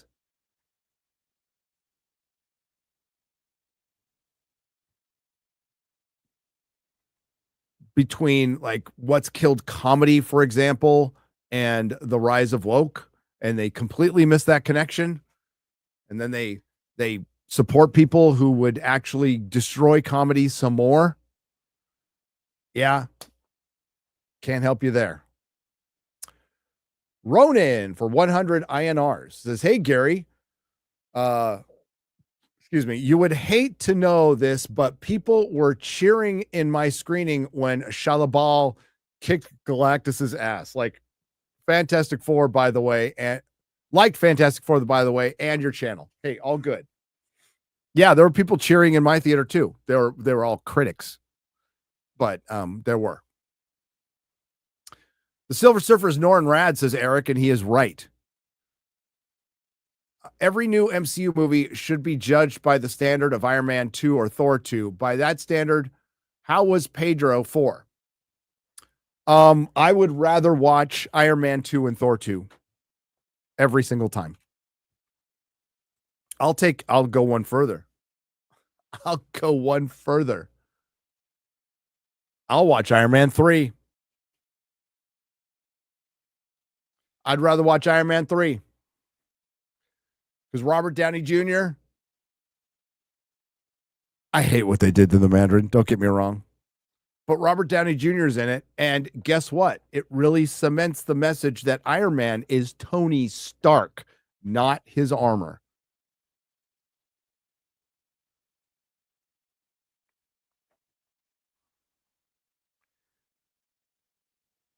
Listen, I tried to be,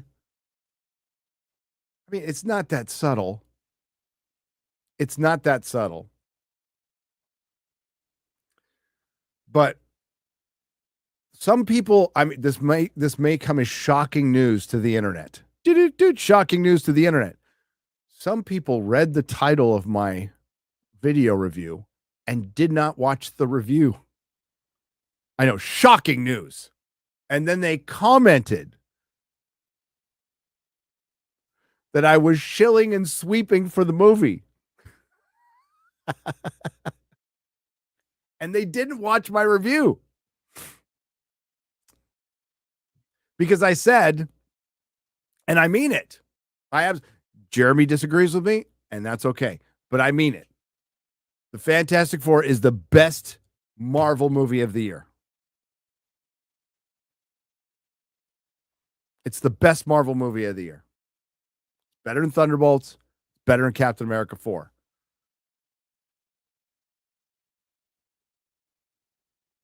But I'd rather watch Iron Man 3.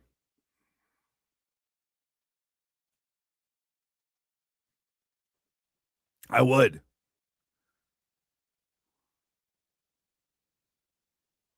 But shocking turn of events. Some people commented, and that's fine. I don't care. That happens all the time. Without watching the video. What strain of HIV do I prefer? The one I didn't get from having sex with men. I'd prefer the one that maybe from intravenous drug use. If I'm forced to choose.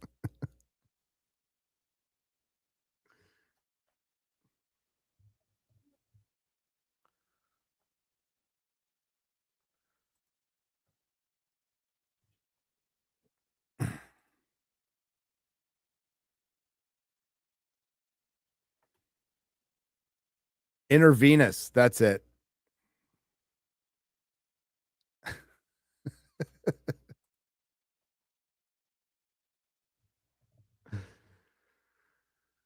Ugh.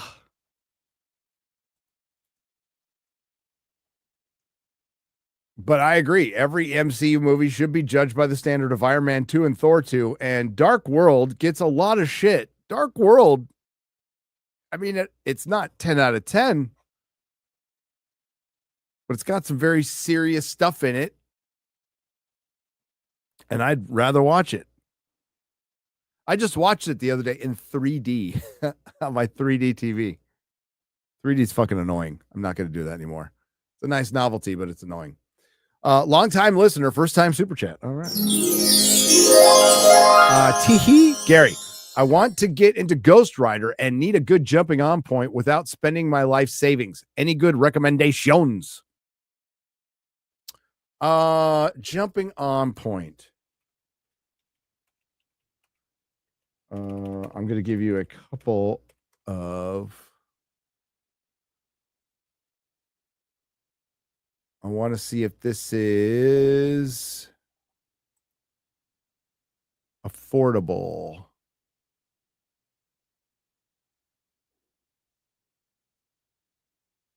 It's $49.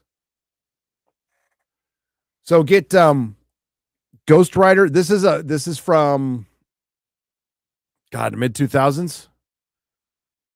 So Ghost Rider, the complete collection paperback, it was released January 1st, 2017, is $49. You might be able to get a better price in a comic shop. And it's by Daniel Way. Daniel Way. Garth Ennis did an original Ghost Rider miniseries, which was great. Otherwise, I would get into the Danny Ketch 90s stuff, which is fucking awesome. But the Daniel Way stuff is really good. It's really good.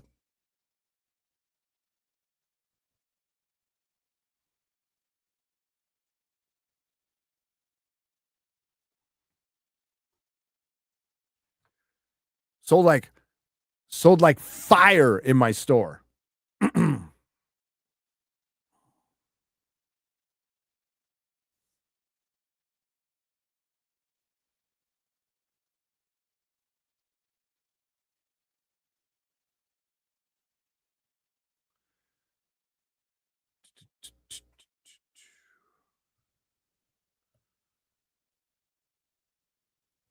Well, he did good on Ghost Rider. I don't know, like, there's some writers who, like, man, they did a good run on this, but then they went somewhere else and just sucked. Happens a lot. Danny Ketch or Ben Reilly? Oh, are you asking me what I prefer more? Danny Ketch.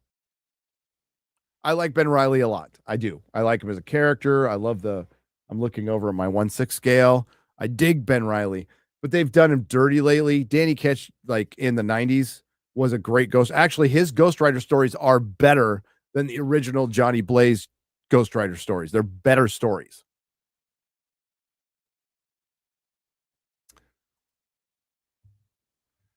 Preacher's fantastic, man. Get Preacher. Is it way, or way? I have no fucking idea. It's W-A-Y. Oh, you're asking for spelling. Yeah, it's W-A-Y.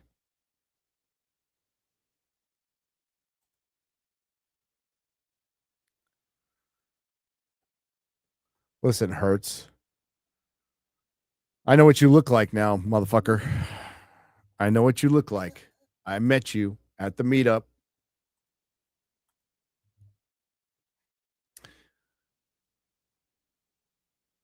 Farewell, Hulk Hogan, great American and good man. Yep.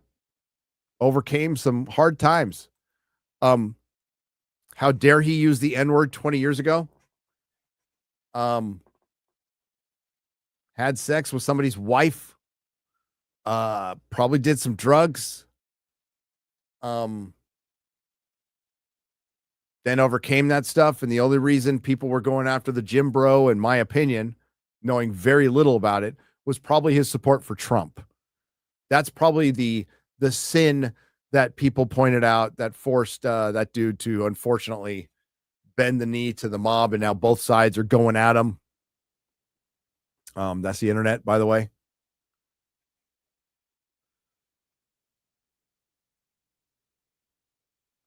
But it was it wasn't they don't give a shit that he said the N-word 20 years ago. They'll use it against him, but they don't really give a shit. They care that he supported Trump. So that's why they won't forget the N-word dropped 20 years ago, when the people criticizing him probably dropped the N-word today.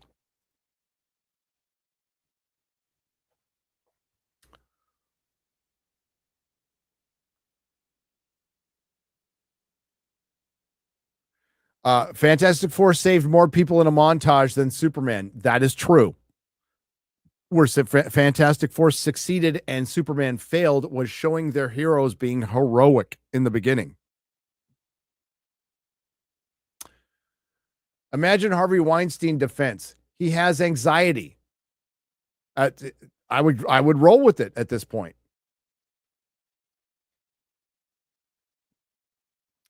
Man, what a week feels like. Man, what a week. Feels like a repeat of 2016 again. David Bowie and Alan Rickman flashbacks. Pour one out for Ozzy and the Hulkster. Hogan's greatest contribution was burying Gawker. Rest in piss, Gawker. Godspeed, FNT. Yeah, fuck Gawker. And it was great that he did that. It was absolutely great that he did that. Listen, I'm not going to sit here and judge unless he, again, credit to Ryan for pointing this out, but did he rape and murder somebody? Did he diddle a child? Like Woody Allen has done worse. And yes, it is worse to marry your stepdaughter. Fuck off with that shit. Roman Polanski has done worse. And he gets applauded. Harrison Ford was in one of his fucking movies.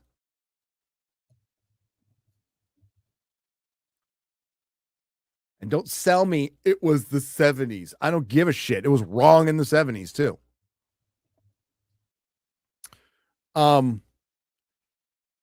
Yeah, did he do any of that shit? Fucked another guy's wife. Probably high as fuck. No excuse. You know, it's bad. Is it condemnable for life? No. Is marrying your own stepdaughter condemnable for life?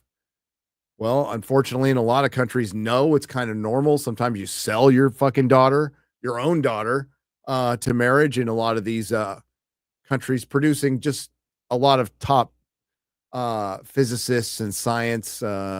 Pakistan, we're supposed to show a lot of sympathy to Pakistan, but that stuff goes on there.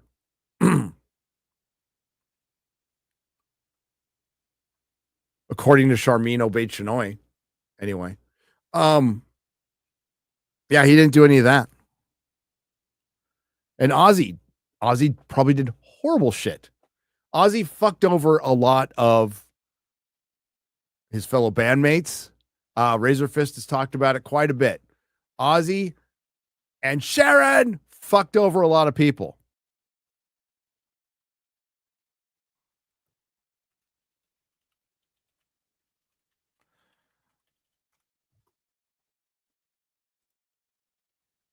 Fucked over a lot of people. I think it was Jakey Lee was talking about it. I listen to Ozzy's Boneyard all the time when I'm on long road trips. That's why it was so bizarre that the death came in like while we were listening to Ozzy's Boneyard. And they brought in Jakey Lee, and they brought in other. They're like, yeah, I was gonna come back and do some work with him, but we needed to work out. Like, and I can't, correct me if I'm wrong. He wanted song credit. He didn't want money. Wanted no money. Wanted song credit. Song credit. And they just ghosted him after that. So yeah, and it was Sharon mostly, yes. Sharon. The Osbournes was a train wreck that I watched all the time. I listened to Ozzy all the time. Although that's not what the song is about. There was a couple of songs that I would play on heavy rotation, anticipating leaving prison in my little headphones, which was I'm Free by The Who and Mama, I'm Coming Home by Ozzy. Those were my coming home, like looking forward to getting out and coming home songs. Everybody loved Ozzy. I was a punk rocker who mostly hung out with metalheads because they were way more fun to party with and had better drugs. But they all loved Ozzy. We all loved Black Sabbath. Listen to that shit constantly. I still do. There's Dio Black Sabbath and Ozzy Black Sabbath in my 6-disc, fully operational 6-disc CD changer in my FJ Cruiser with now 167,000 miles. Just had a tune-up. It's working great. My 2011 FJ Cruiser.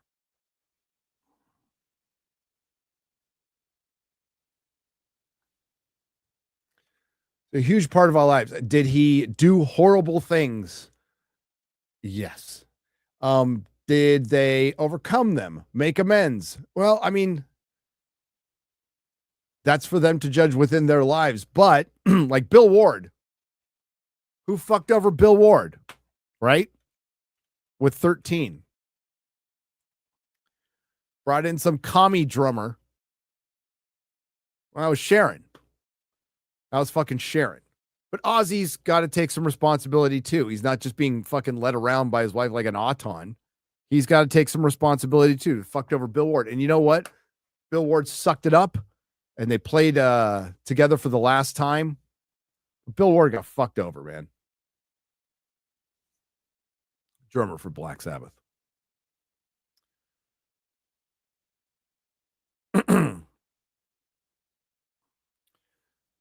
But they made huge contributions to all of our lives. They did, with the stuff they created and the entertainment they created. And they're human. They were human. And wow, a couple of guys who were drugged out of their fucking minds had some bad behavior. What a shocker.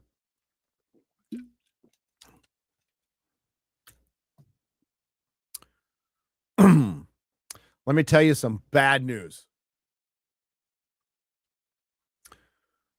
Bill Hicks said this. You like the Beatles? Really high on drugs. You like your favorite right-wing I hate the fucking word influencer, particularly when it's applied to me. I fucking hate it. Your favorite right-wing influencer, there's a possibility they're high and gay.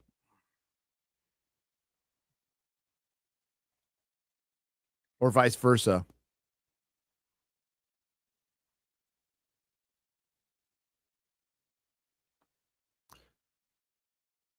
Your favorite Republican politician? Same. I know we assume that about the left, and that's a very good assumption. I think everybody in Congress is fucking high on drugs. That's my baseline. To help justify some of the retarded shit that comes out of there. But I think they're just dumb. Well, no, not the ones that are openly gay. There's the openly gay ones, which is fine. They're openly gay about it.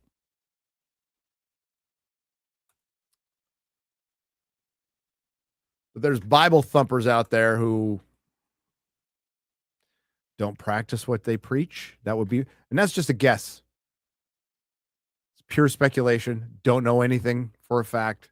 But considering we've seen this multiple, Martin Luther King cheated on his wife.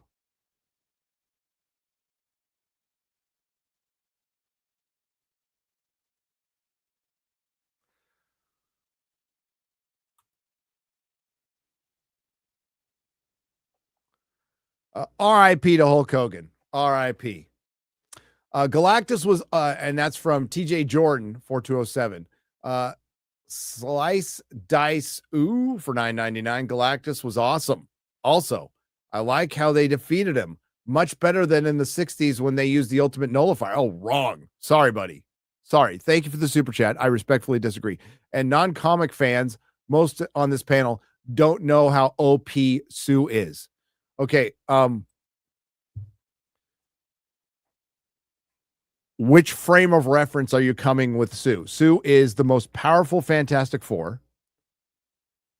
But what frame of reference? I don't know what they've done in the last 3 years to make her OP. They probably made her a fucking god for all I know, because I haven't read the fucking comic books. But the Sue I read could hold her own with some of the top tier mutants, but she's not completely overpowered. Like, she can block a blast from Galactus, probably block one with a force field, but she can't hold him off. She can't fucking move him. No fucking way. And they depowered the shit out of Galactus because he could have vaporized anybody and controlled the Silver Surfer. But the Ultimate Nullifier ending is way better. Are you kidding me? The ending from the comics is 1,000 times better than the ending from that movie. And that comic was written for 12-year-olds in the 60s.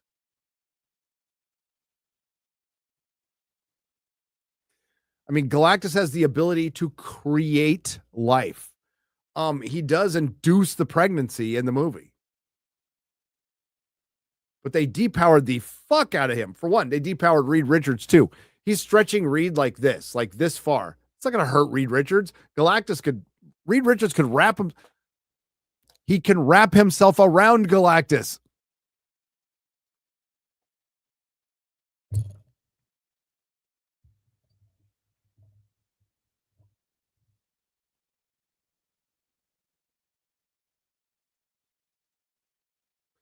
He is the devourer of worlds.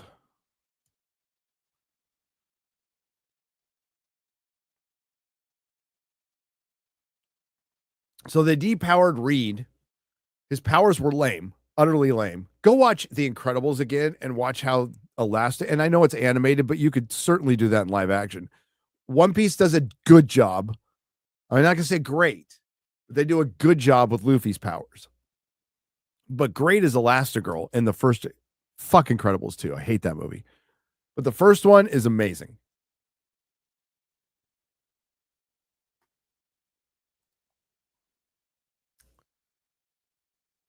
Hey guys, I rewatched X-Men, X-Men United, and Last Stand. Also, Tobey's Spider-Man trilogy. They both have common theme. The third film ends up with problems, but still better than most current films. Yeah, we didn't know how good we had it. I can't wait to rewatch. Excuse me, I gotta drink some water. Concrud kicking in. In September, they're going to show the Tobey trilogy with Spider-Man 2.1. For those of you who have, you can see it now. I think it's part of the 4K collection. The Sony 4K collection. If not, you can get it on DVD or Blu-ray for sure. Spider-Man 2.1, which is about 8 to 9 minutes of extra footage.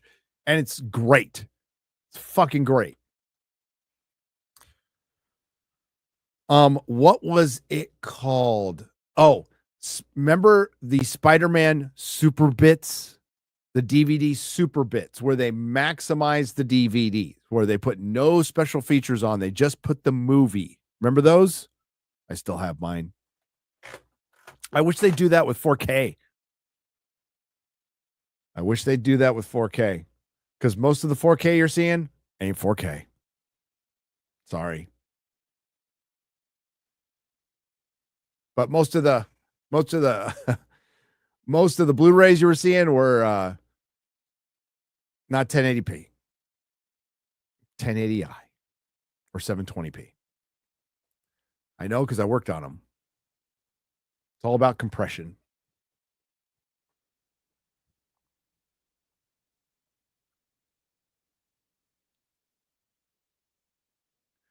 There are way too many badly upscaled 4K. And guess what?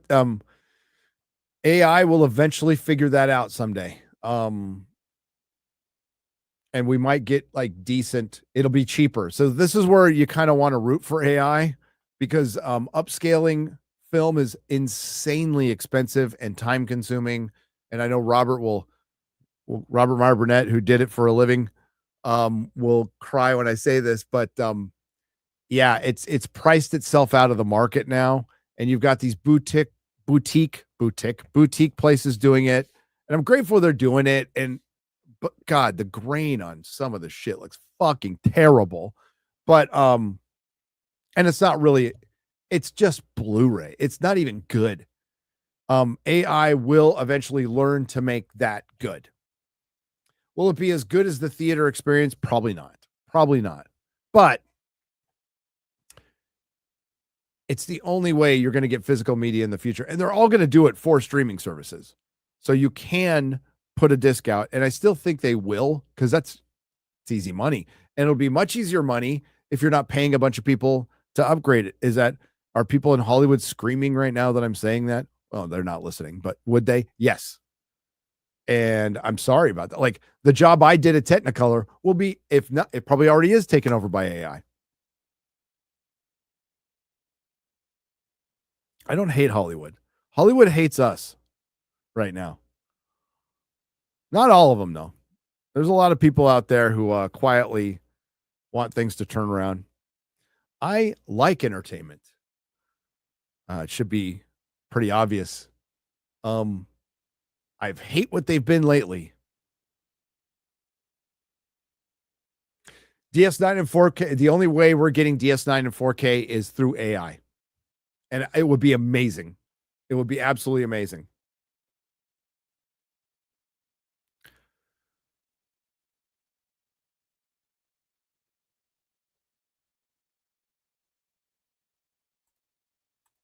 Yeah. Apparently Cameron fucked up his True Lies. Yeah, he did. He did. And I was probably trying to use AI too early. That would be my guess, but I could be wrong. Hollywood is absolutely crucified at this point. They are, and they did it to themselves. Dude, I want like The Rock in 4K. I think aren't we getting Con Air in 4K soon? Didn't I read that somewhere here? I think I read that we are getting Con Air in about yeah. We're gonna get a Con Air 4K, which is beautiful. But we need The Rock. We need more 90s action movies in 4K and not just some stupid upgrade. Blade's in 4K. Blade's in 4K. Blade Con Air is available in 4K on digital. Yeah. So that means they're going to come out with the Blu-ray already. Yep. Love Con Air.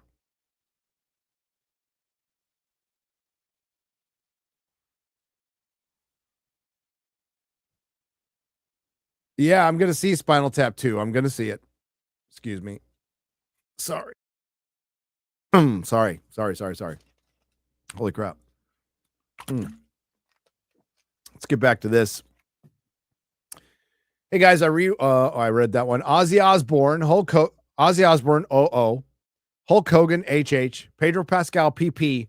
For legal reasons, this is a joke. Also, Donkey Kong Bonanza is peak. And Sydney Sweeney, SS.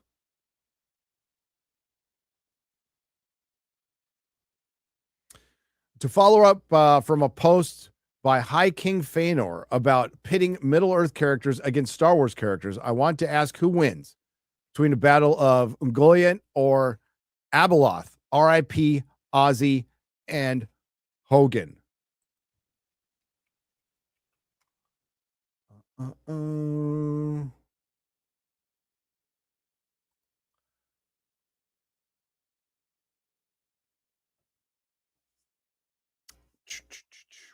What the fuck is Abeloth from? Okay, so Abeloth, I'm going to say Ungoliant just because I can, but Abeloth is a self-styled as the beloved queen of the stars and also known as the bringer of chaos and the destructor, was an extremely powerful force entity. Her dark side powers and immortality derived from her being corrupted by drinking from the font of power and bathing in the pool of knowledge. All this sounds very familiar, George. She first lived as the servant a mortal woman who served the powerful ones on a jungle planet over 100,000 years before the Battle of Yavin. She eventually became the mother, keeping the peace between the father's warring son and daughter as a part of the family. However, she grew old while the father and their children did not, and she feared she was about to lose. Okay, so she's like old. Okay. Ooh, be close fight. What do you think, chat?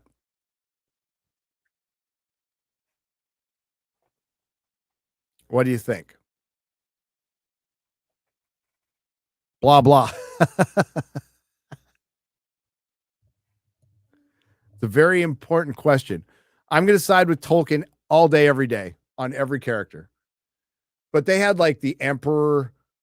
Who was it? The Emperor up against the Balrog? Is that what they had? And I said, I'm pretty sure it was the Emperor up against the Balrog. And the Emperor would make a nice snack. Ungoliant is pretty fucking powerful.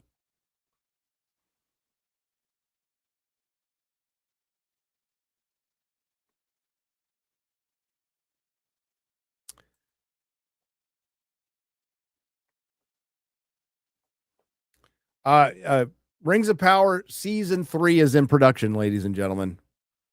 So if just went into production now, July 31st of the year of our Lord 2025, it will not be out next year unless it's a short season. How? After getting rid of Jennifer Salke, firing Jennifer Salke, and canceling Wheel of Time, they couldn't.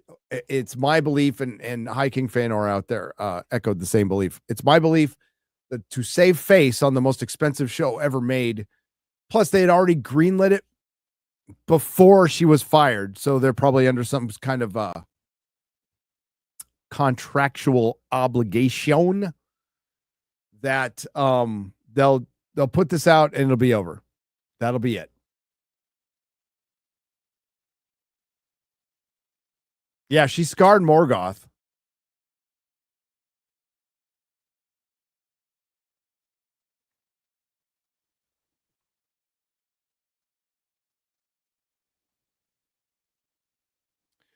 Yoda versus Gandalf.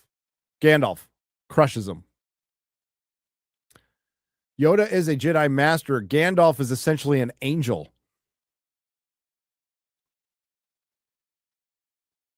An ethereal being.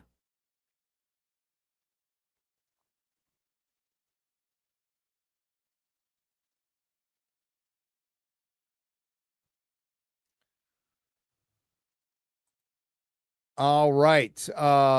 Why are Grace Randolph and Frost actually cute when on FNT, but never anytime else? So odd. It's so strange, isn't it? Well, which is the sad state of affairs is, Derek, is being on the FNT panel makes you 30% hotter. The problem is the rest of us schlubs outside of X-Ray Girl and Chrissy are just that fucking ugly.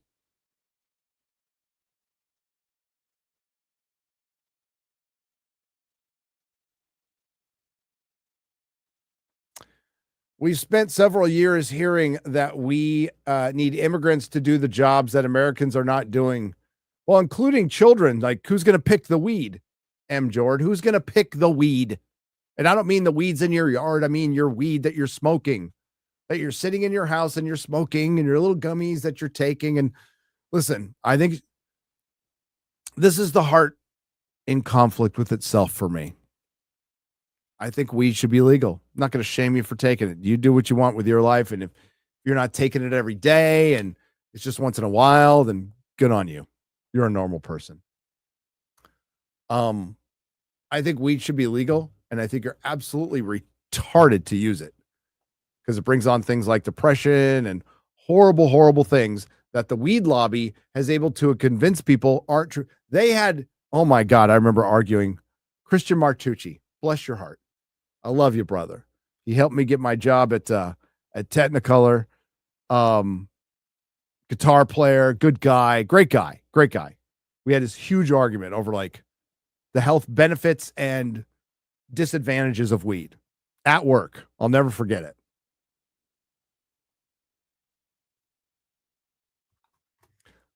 I'll never forget it. He played guitar in Dee Dee Ramone's band. Kristen Martucci. Love the guy. But we were going back and forth, and he was telling me, so my basic argument was, well, you know, the THC does store itself in the fatty tissue of your brain cells. He's all, it's total bullshit. I'm like, no, like science has proved, like, this has been proven beyond the shadow of it. Now, it doesn't permanently damage your brain. You can actually heal over time, but it literally retards you after heavy use. Plus, on the basic level, it's a carcinogen. If you're smoking it, you're putting smoke, you're putting carbon in your fucking lungs, right? And he's all, no, cigarettes only cause lung cancer. Weed doesn't. It's like, you're crazy. You're fucking crazy. Yes. Well, there have been no studies. Well, nobody's done any studies, any like long-term studies on pot use. Listen, the cigarette lobby. Okay, if the cigarette lobby can convince people that cigarettes were once good for you, which they're not, what do you think the pot lobby is going to do? It's going to do the same fucking thing. It distracts you from driving. It makes you, and especially the fucking shit that they're engineering now is way stronger than the dirt weed we had when we had like fucking sandburs in our bag of weed. And again, like if you're doing this like once in a while on your own, I don't give a shit. I don't care. That's a free country. And I don't, you know, I have my feelings about it, whatever. But like to convince me it's healthy, which they've done. I'm like, they're the exact same as the fucking cigarette lobby. They've done the same fucking thing. It's not healthy. It's not good for you. Once in a while, whatever.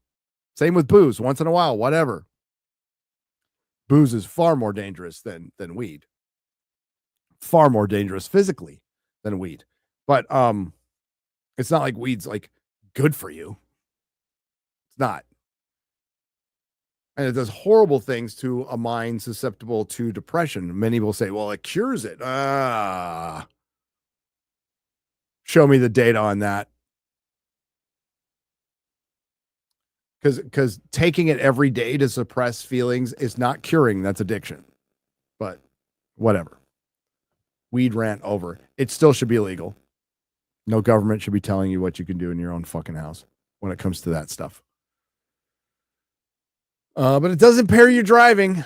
It certainly does.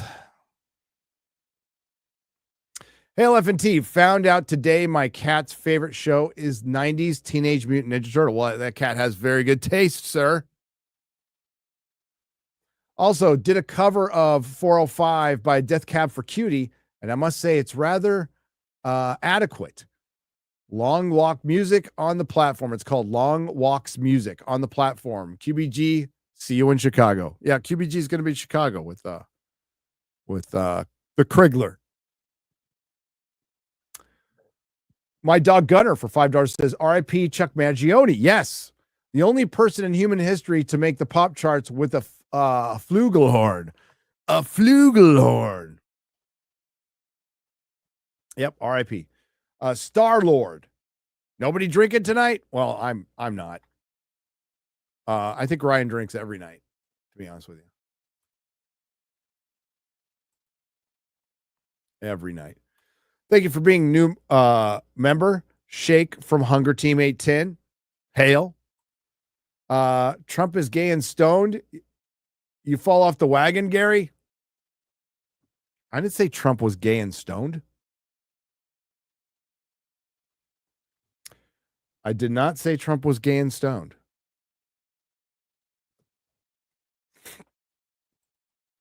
I say a lot of people are, though.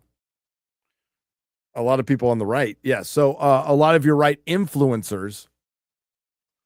I'm knowing what I know from the YouTube sphere behind the scenes, especially when you get to the upper tiers with agents and all that stuff. No different than Hollywood. Zero difference. Zero fucking difference. Lots of fucking around. Hitchhiker 423 been a member for 2 months. Hi, Gary. Any details on the UK trip yet? I would advise you see the Mary Rose Museum in Portsmouth and the Bletchley Park. Did I say that right? Bletchley Park home at the Code Breakers. I would love to see both of those. And we will have news soon. I have been home for not even, I guess now, an entire day. No, not quite yet. I haven't been home 24 hours yet, but we'll get to that. Thank you, though. Yeah, I can't wait to go. Another month, another freebie. Hail, Gary. Hail the fellowship. Hail the chat. Flavis, thank you. All right. How's everybody doing?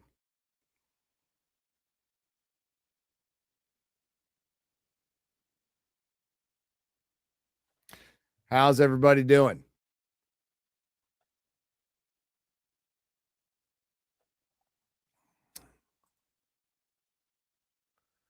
Baking is not good for your lungs. No. But the weed people get so triggered by this. If you smoke it like once in a while,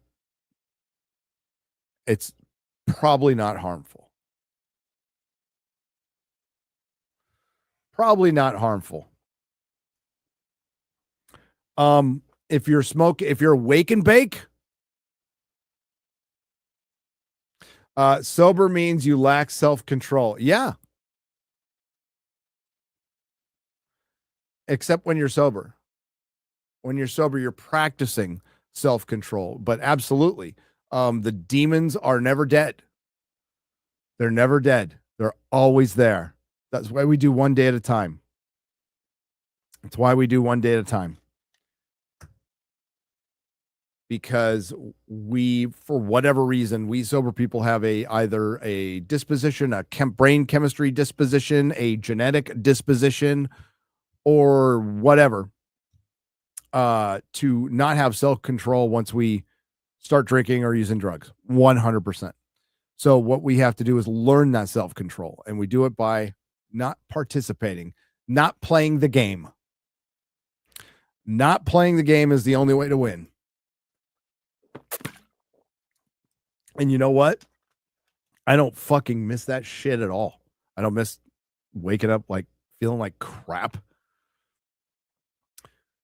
God damn. Imagine if you're imagine if you're a fucking streamer and you went on a live stream just loaded, just fucking loaded. And then you got to get up the next day and go, oh, fuck. And it's not like you being loaded at a party, which is bad enough. It's potentially thousands of people. I don't miss that shit. Not that I ever did it, but like I've done it at parties where I wake up and I go, oh God. Then you look over, see who's in the bed with you, and you're like, oh God.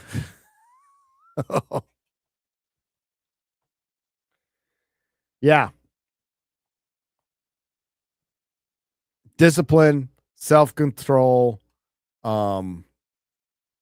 healing. Hey, it's not for everybody. Some people can, yeah, it's awesome that you can go through life.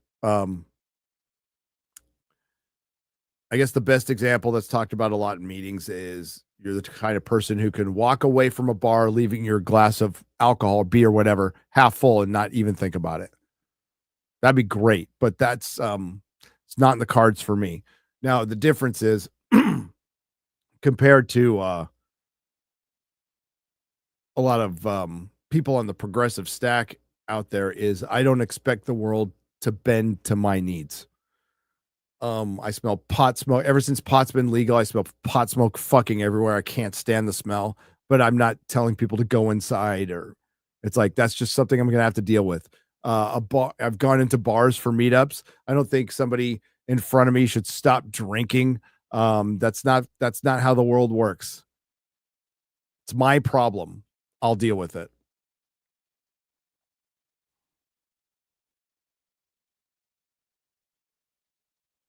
There's many of you out there who who'd say, I'd rather have a bottle in front of me than a frontal lobotomy.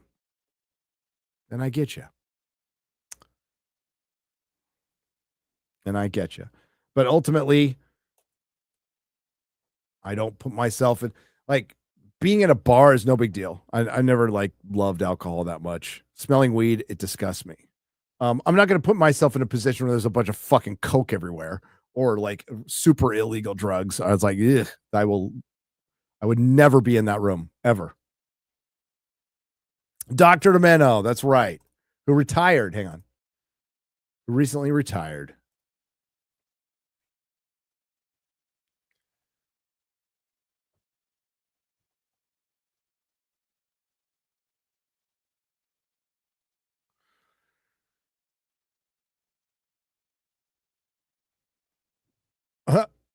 I love a meth head being all high and mighty about weed. Well, meth is way worse. Meth is an absolute killer. But like I said, it triggers weed people. It really does. Guess you missed all the parts I said where it's totally fine if you can if you're doing it in moderation, it absolutely should be legal, but it's harmful. But meth is more harmful. Meth is far more harmful. I wouldn't even take it casually. I would stay away from it forever. That would be my recommendation.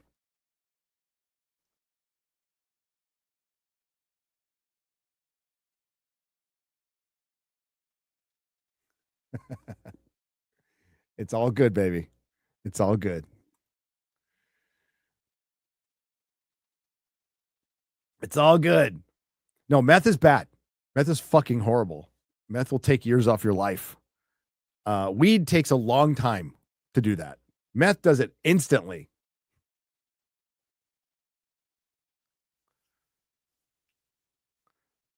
And it's fucking nasty. It's disgusting. Absolutely disgusting. At least, like, I don't know, if you smoke a bowl, you can enjoy a Pink Floyd album.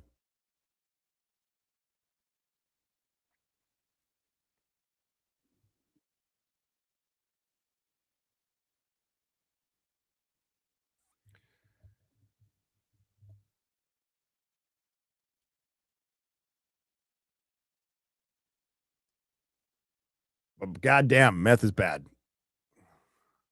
Stay away from big meth. Stay away from big meth. Okay, we're going to wrap it up on that lovely note. Kids, don't do drugs, especially meth. It's really bad for you. Pink Floyd albums are great any time of the day. You're right. You're absolutely right. I'm going to go chill a little bit, and I'm going to go see Naked Gun. Actually, am I looking forward to it? I'm not, you know what? I'm not dreading it. I'm actually kind of looking forward to this. Drugs are bad, okay? I want an Irish fight on FNT. Do we have to get some Irish people on? We can get a Scottish fight. We had well, where's Disbrew from? Where in the fuck is Disbrew? What part of England? I know it's England, but what part of is he like just a Londoner? I can't tell. He goes years. So who says years like years? Years, like it's like two syllables. Well, yeah, he's fighting with Mahler, which was great. That was absolutely one of my favorite moments from last week. It was gorgeous.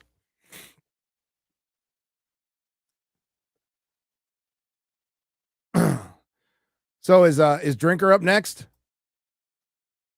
Have they started? Is Open Bar ready to go? Oh. Open Bar is almost ready to go. So why don't you head over there? Let me get the link.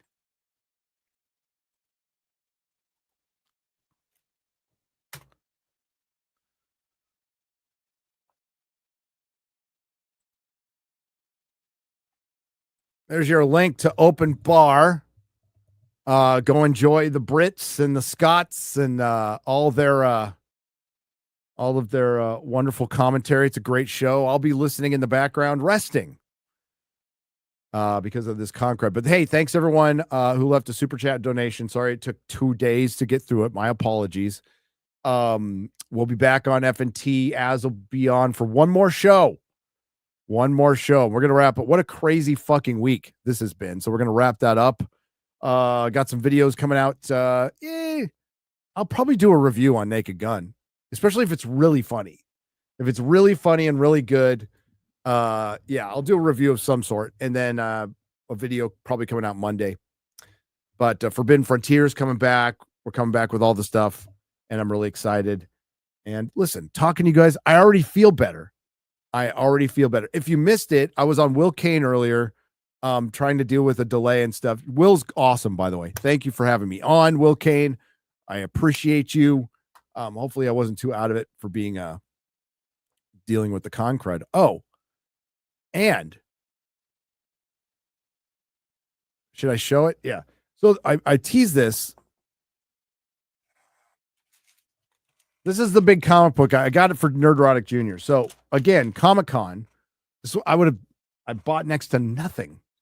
Got some posters, got a couple of books, spent for me, a couple $300, which is a lot still, but that's nothing compared to past. But then I ruined it with this.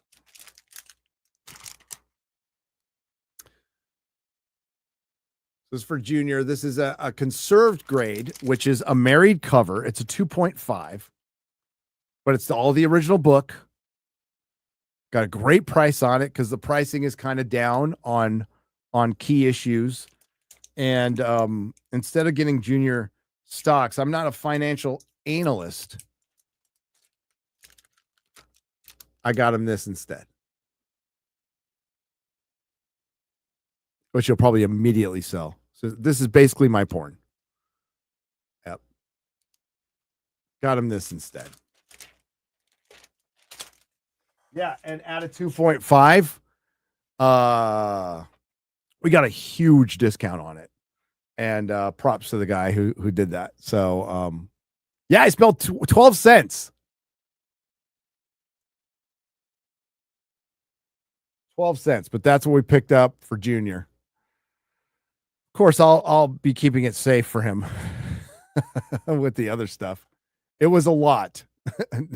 It hurt. Those people are like, how much was that? It hurt a little bit. Probably like I got it for the price of a shitty used car, semi shitty used car. Which is a lot. Remember when used car? Dude, I drove an 85 Toyota pickup when I got out of prison. I got that thing used, and we paid $3,000 for it, which was a lot back then. $3,000. I drove that car for 10 years.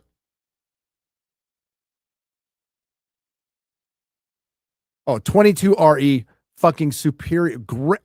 I'm in the market for another one. I'm looking for another one. The fucking engine on that was unbelievable.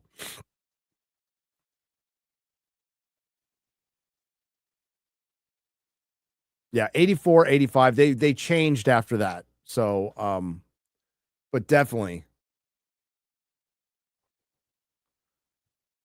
missed my 85 pickup, man. All right. Hey, we'll let you go. Go watch Open Bar.